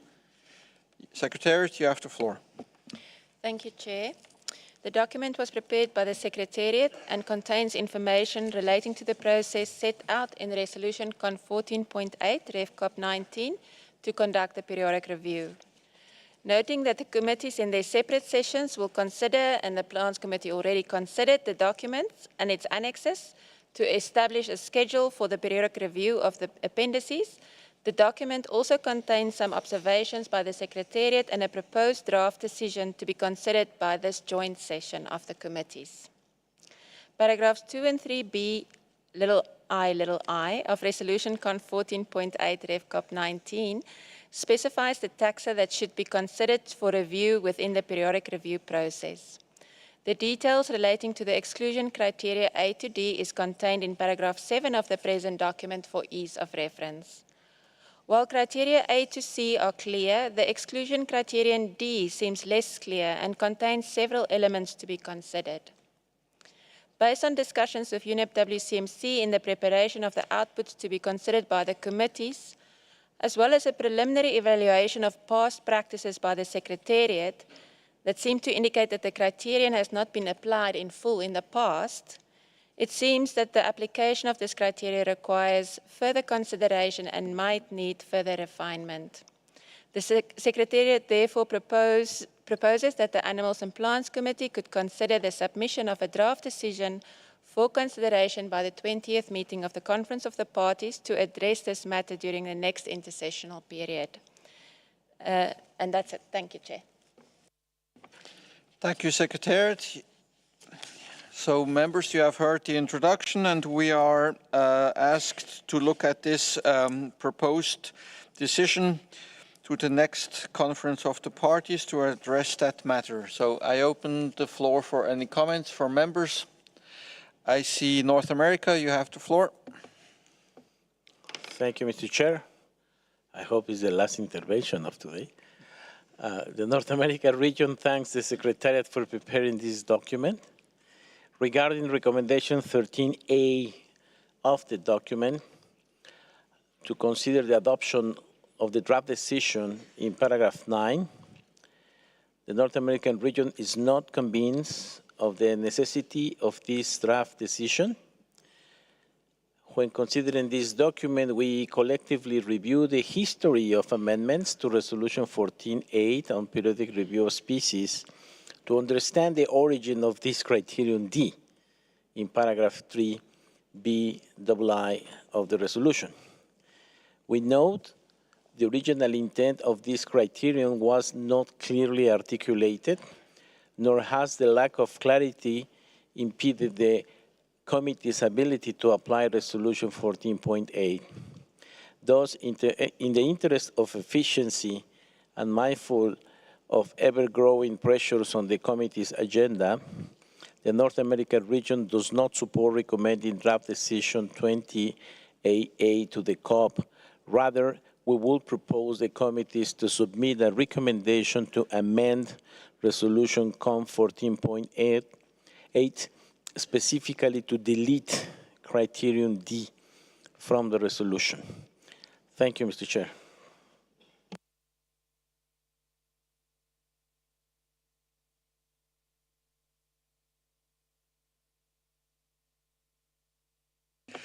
Thank you, North American region. I think you have hit a good spot here.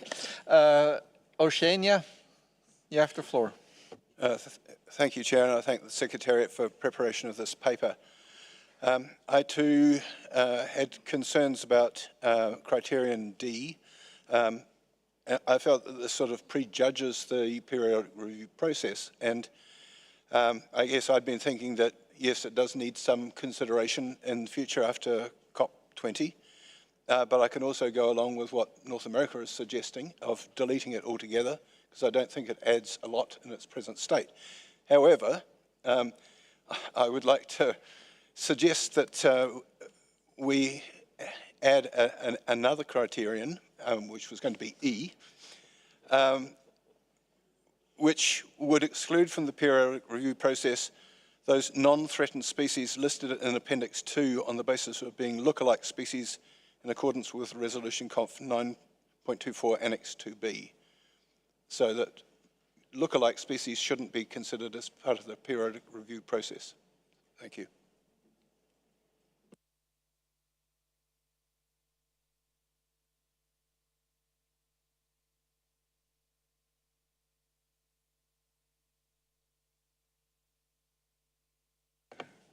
Thank you, Oceania. I thought that that would be a simple one, so thank you.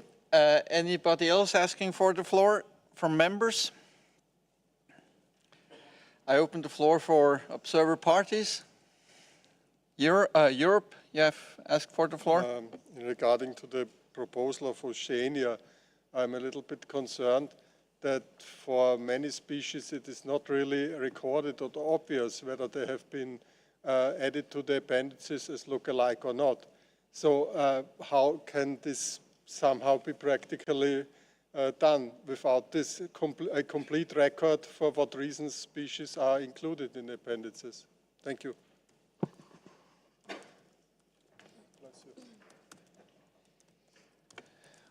Thank you, Europe. I tend to agree. I see Asia. Asia, you have the floor. Thank you, Chair.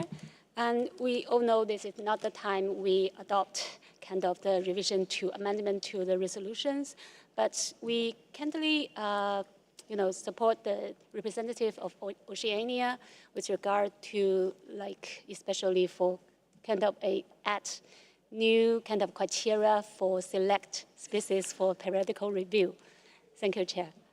No, yeah, I think we can have some specific, how to say that, the process to make it so, since it's not the time we make the decision, yeah. So it says just that we prefer kind of suggestion like for the next step. Thank you, Chair.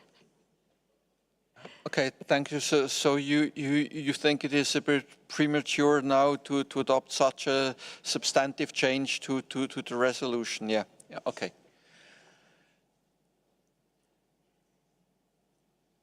I see Israel, you have asked for the floor. Yes, thank you, Chair. In looking at this document, paragraph 10 highlights an interesting issue, the observation about the Appendix I listed taxa, whose populations are in international trade for commercial purposes, and directs us to output 1 of the annex to this document. And if we open that output 1, which is in table 3 of the annex, this is the summary of Appendix I taxa traded from wild sources over the period of 2013 to 2022 for commercial purposes or an unreported purpose. And there's pages here of long list of species and country combinations of Appendix I species that are in commercial trade, all with purpose code T. The report doesn't go into if any of these are from Israel, may I quickly interrupt? You are jumping a couple of days ahead. This issue that is reported in paragraph 10, we will look at that in the Animals Committee. Okay, then I'll bring it up then. So you will have the chance to come back on that matter. Thank you for that clarification, Chair. We'll bring it up again later. Thank you. Canada, you have asked for the floor. Thank you, Chair. I'll be brief. I was just reflecting on the proposed addition by Oceania.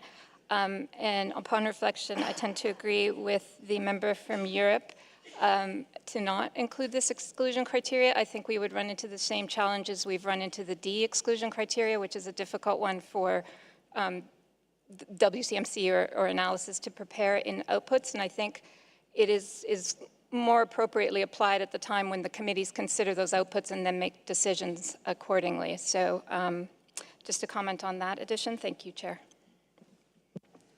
Thank you, Canada. I see Japan. Japan, you have the floor. Thank you, Chair. And Japan would like to express its appreciation to the Secretariat for the preparation of this document.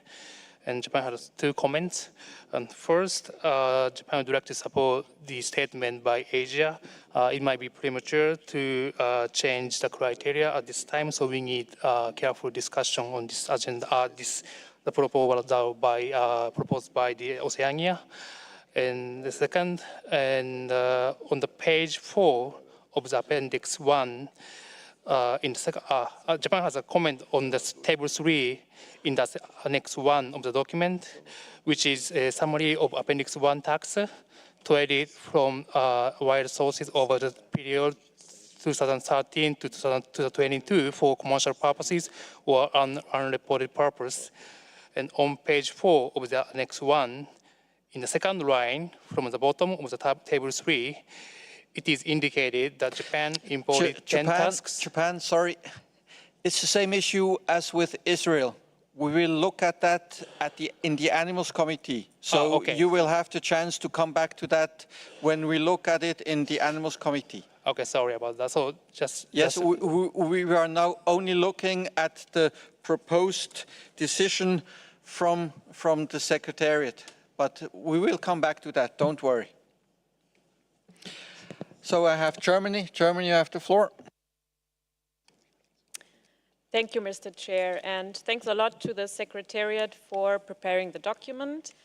Regarding the application of criterion D, we also doubt that this criterion could be assessed in a systematic way, for instance, as a simple reliance on the IUCN Red List or the CITES trade database may not provide a detailed picture. And we therefore think that it makes sense to leave this criterion out of any systematic analysis performed by the consultant, as it happened in the present iteration. And we could also agree with deleting this criterion entirely, as proposed by the representatives of Oceania and North America. So we feel that also by submitting the draft decision under paragraph 9, we would run into another probably lengthy process where we likely would not end up with a one-size-fits-all solution and clear defined criteria, and therefore we question its merit. And yeah, we also note that in several cases, information on whether the situation has changed may not be readily available advanced of the review process, because that's the aim of the periodic review, and would just be the result of this process. So overall, we question the need of doing this exercise. And expressed by the representative from Europe and also Canada, we would also be hesitant to exclude species that are listed based on lookalike reasons from the review per se, because, for instance, also like identification tools, etc., might have improved, and this could also have impacted the situation. Thank you. Thank you, Germany. So I will now open quickly for one or two, if necessary, interventions from observer organizations, because I plan to finish at 4 o'clock. Okay, I don't see anybody asking for the floor, so I think the conclusion of the Plants and Animals Committee in this regard is that we proposed the deletion of criterion D in paragraph 3b II of resolution conf 14.8 ref cop 19 on periodic review of the species included in appendices 1 and 2. Good. Okay, so that closes that document, and I give the floor, I think we have done everything. I give the floor to Floor. Merci. Thank you. So we now are at the end of our joint meeting between the Plants Committee and the Animals Committee, and I thank you. And we will now continue with PC27, the Plants Committee meeting.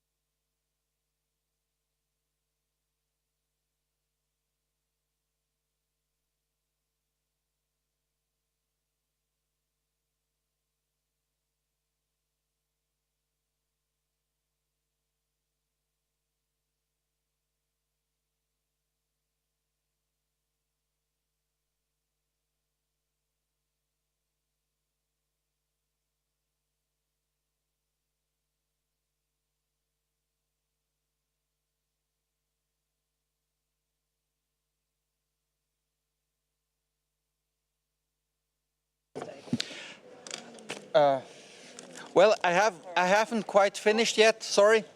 I just wanted to remind everyone of the reception tonight.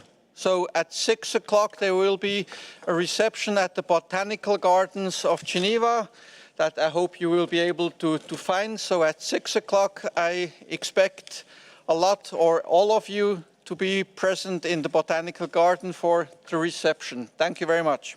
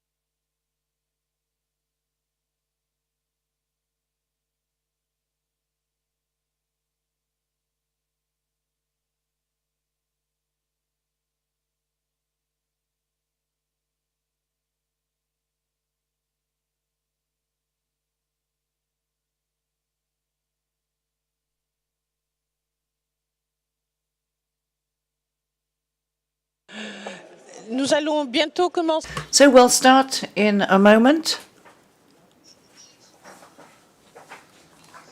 The closing of the 27th meeting. So I'd like to call on those who are leaving the room to please do so as quickly as possible. Thank you.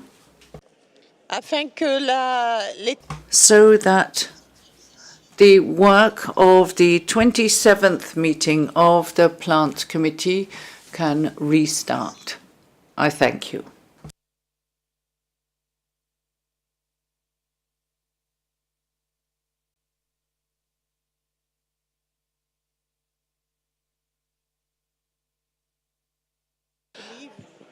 Thank you very much. If you can please make your way out of the room as quickly as possible so that we can resume this last session of the Plants Committee. It will be appreciated. Thank you. Gracias a todos por... I'd like to thank everyone. If you could please make your way out of the room if you are not going to be joining in the last part of the Plants Committee meeting. Thank you.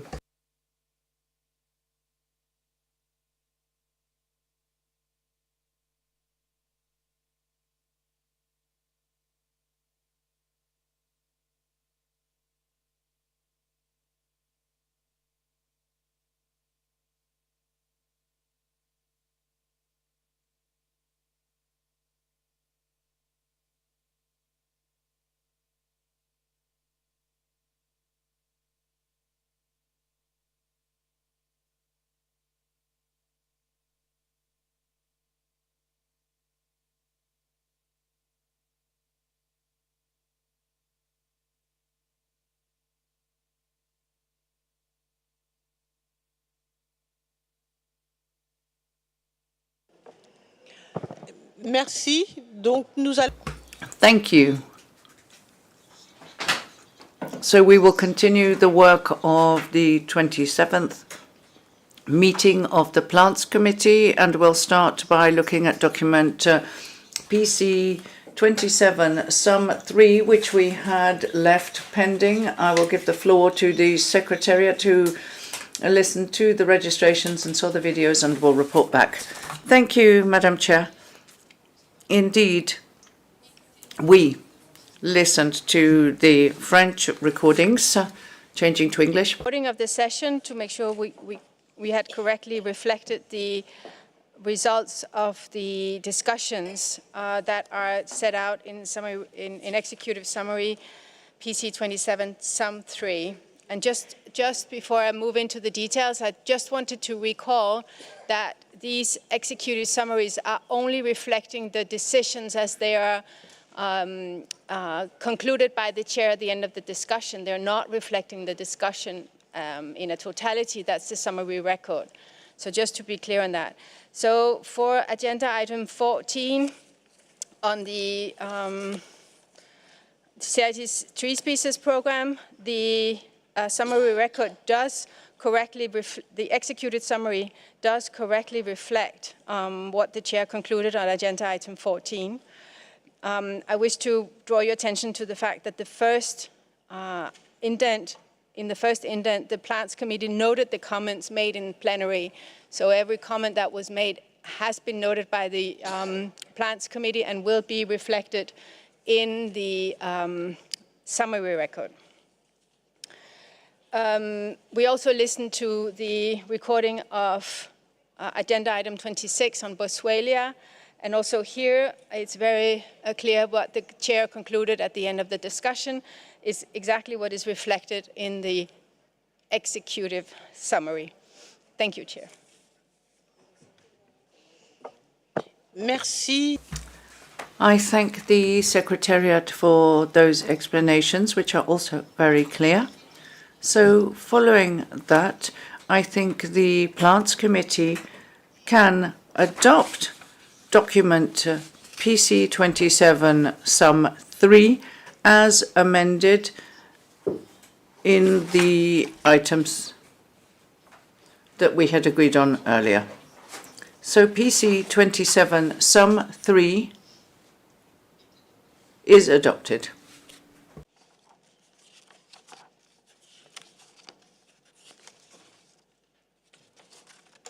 Secrétariat, c'est bon? Everything ready, Secretariat? Is that okay? Good. Thank you.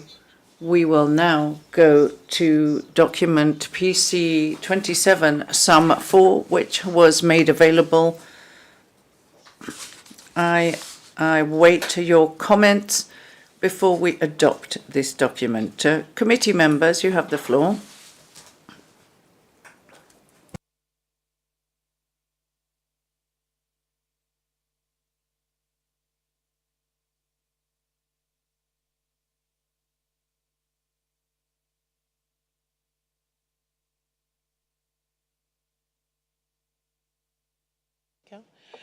Je voulais savoir, est-ce que... I would like to know, have you all received the translations? Have you found the translation? I think it is the case, so that is good. So, I come back to the consideration of document PC27, sum 4, and I call on committee members for any comments. Je ne vois pas... I do not see any request for the floor, so I now open the floor to observer parties.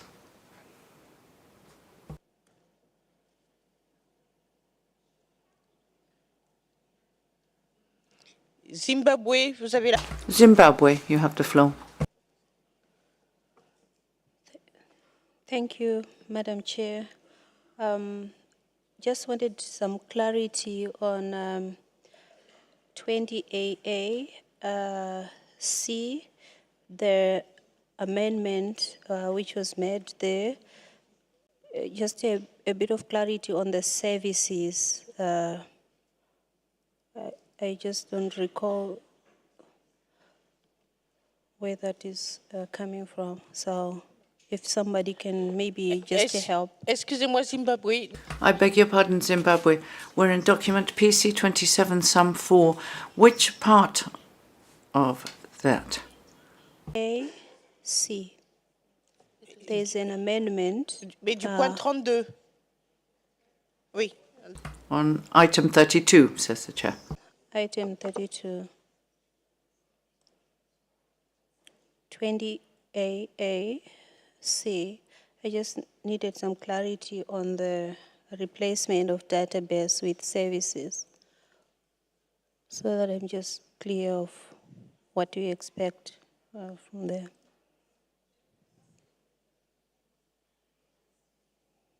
No big fuss about it, but I just wanted some clarity. I think it's the name of the platform, but I will ask the Secretariat to confirm that. Thank you, Chair. Yes, indeed, I think the United Kingdom just requested that we refer to the correct use of the MPNS, which is the medicinal plant name services and not database. So it's just the correct use of the name. Thank you.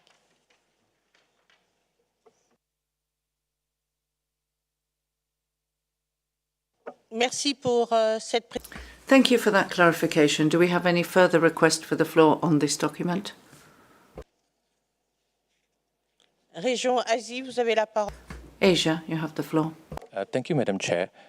For sum 4, we are asking for some clarification on Annex 2, page 26. Aquilaria cresna for Vietnam still appears on this page for requiring short-term actions, although it is correctly reflected in the main text of sum 4 that Aquilaria cresna Vietnam is now classified as less concerned. So I'm not sure whether,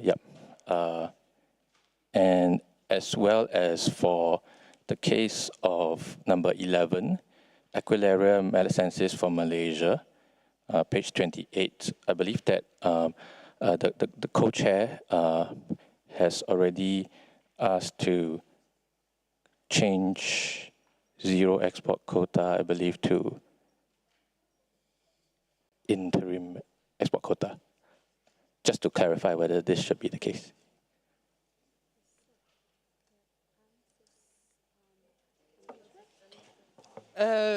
Oui, il me semble que...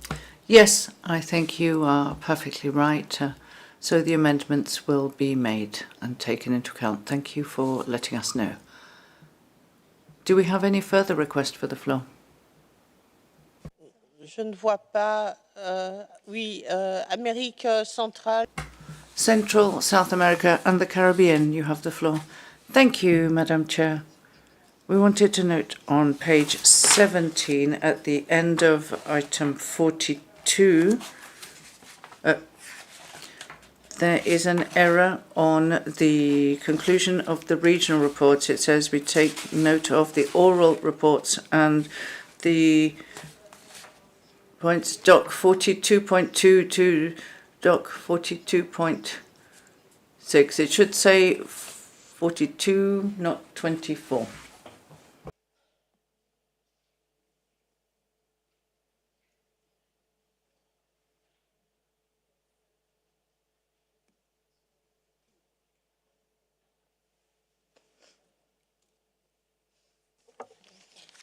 Merci à la représentante. I thank the representative of Central, South America and the Caribbean. You are quite right. We will correct as requested. Do we have any further requests for the floor from members? Otherwise, I will open the floor to observer parties.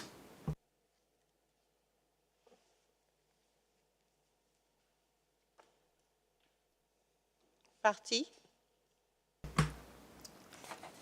Observer parties. I have no request for the floor, so I will open the floor to observers who wish to comment. Pas de demande de parole. There are no requests for the floor, so I can consider that document PC27 sum 4 is adopted as amended in the session. Thank you.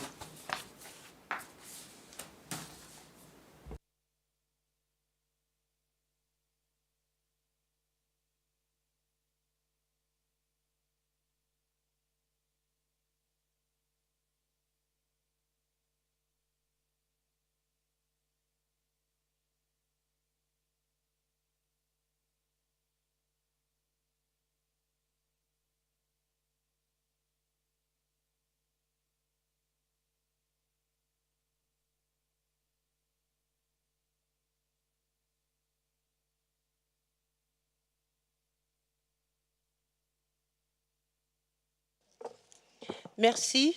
Donc, Thank you. So now we will go to the next item, which covers any other business, and I call on committee members. Do you have any other business you would like to raise?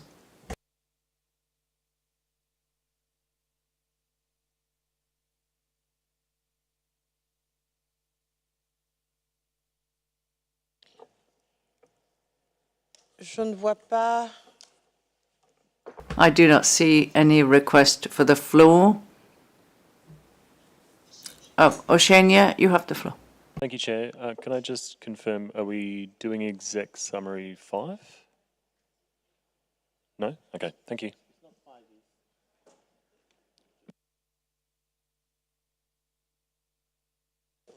Je pense que I think some 5 will be intersessional. I'm not sure if it's available in all the languages. I shall check.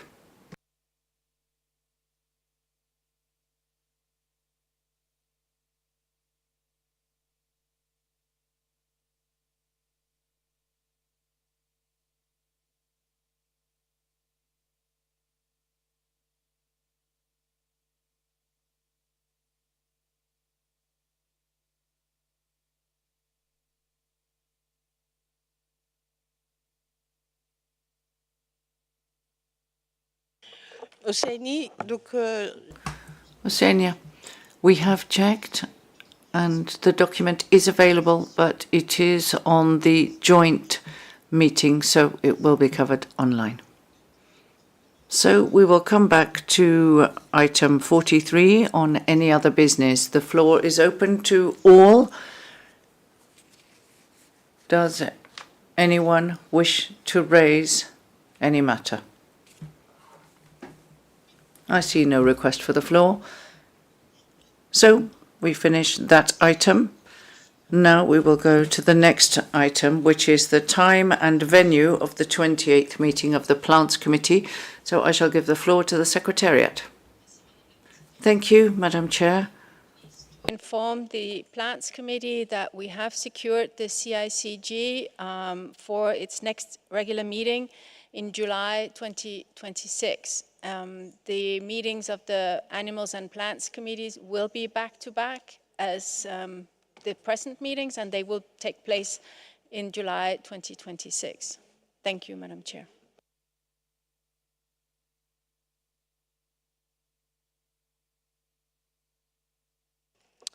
Merci. Thank you, Secretariat, I thank you.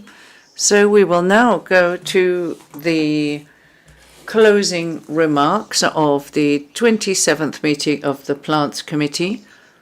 And so we'd like to give the floor to the Secretary General to hear her words.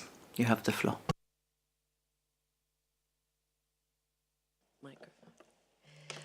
Muchas gracias, señora Presidenta. Thank you very much, Madam Chair.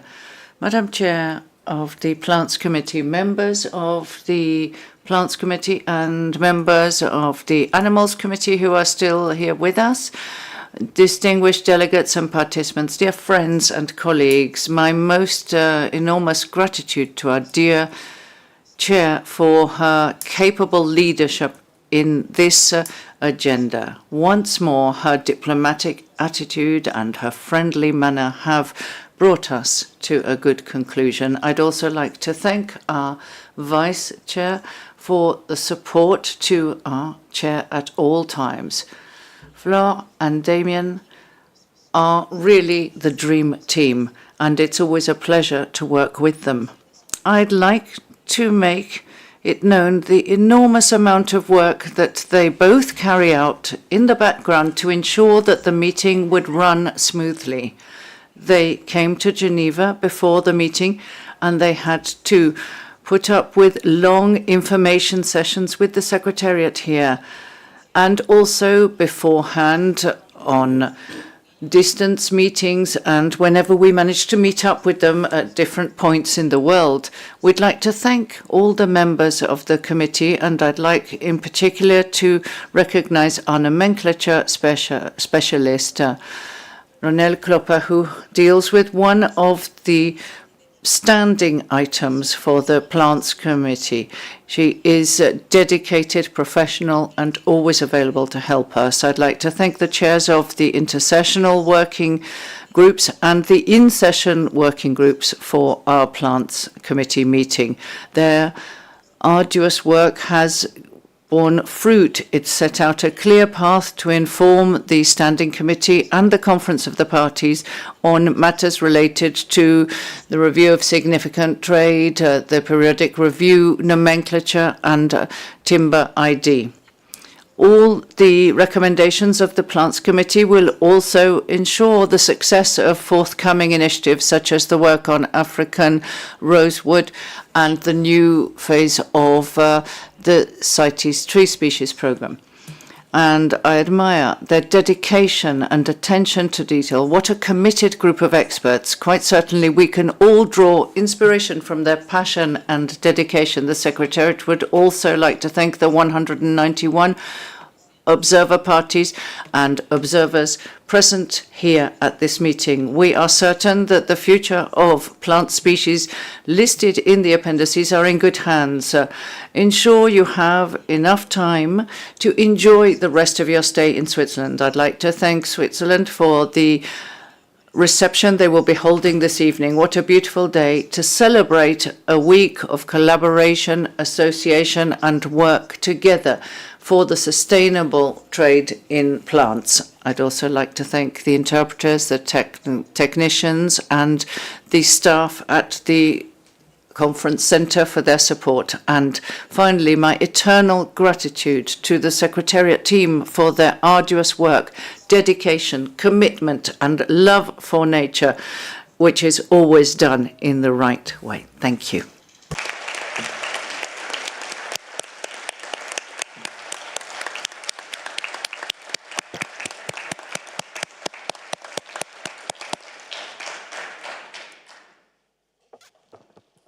Merci. Thank you, Secretary General.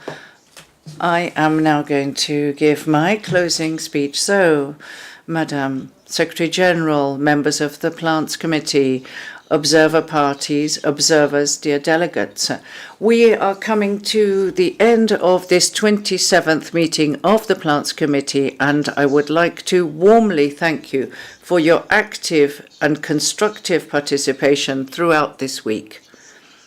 Congratulations to the members of the Plants Committee and our Vice Chair, Damien. We have achieved considerable work in record time, in particular on the first day when, in one morning, we covered all of that day's items. I still can't get over that. I would also like to highlight the importance of our group in working groups intersessionally and in session. These are and have been essential for our discussions this week. I would in particular like to thank the chairs of the working groups for their excellent facilitation work with the discussions. I will not come back in detail on the progress made in the discussions on tree species, be it with the CITES tree species program, and not forgetting the funding partners and the teams that help to put them into place, the periodic review and the RST. On the nomenclature level, we have had long discussions which were complex but fruitful. So this is an opportunity for me to thank Ronelle for the excellent work that she has carried out within the Plants Committee. I would like, above all, to highlight the spirit of collaboration that has been present throughout our work. Your contributions and your willingness to find consensual solutions is essential for our success. My gratitude is also to the Secretariat and all the staff in it for their tireless support in the organisation and management of this meeting. I would also like to thank the interpreters who have allowed us to communicate efficiently throughout the week. Thank you for the many extra minutes that you have given us so that we could finish our work. The interpreters say you're very welcome. Thank you. Merci. Thank you. The results of our work will contribute significantly to the conservation and sustainable use of plant species listed in CITES appendices. Dear delegates, as announced in my opening speech, I am now ready to be showered with compliments. So please be very, very generous. So I wish you all a safe journey home and look forward to working fruitfully together again in coming months. And I now declare the 27th meeting of the Plants Committee closed, and I have pleasure in using the gavel.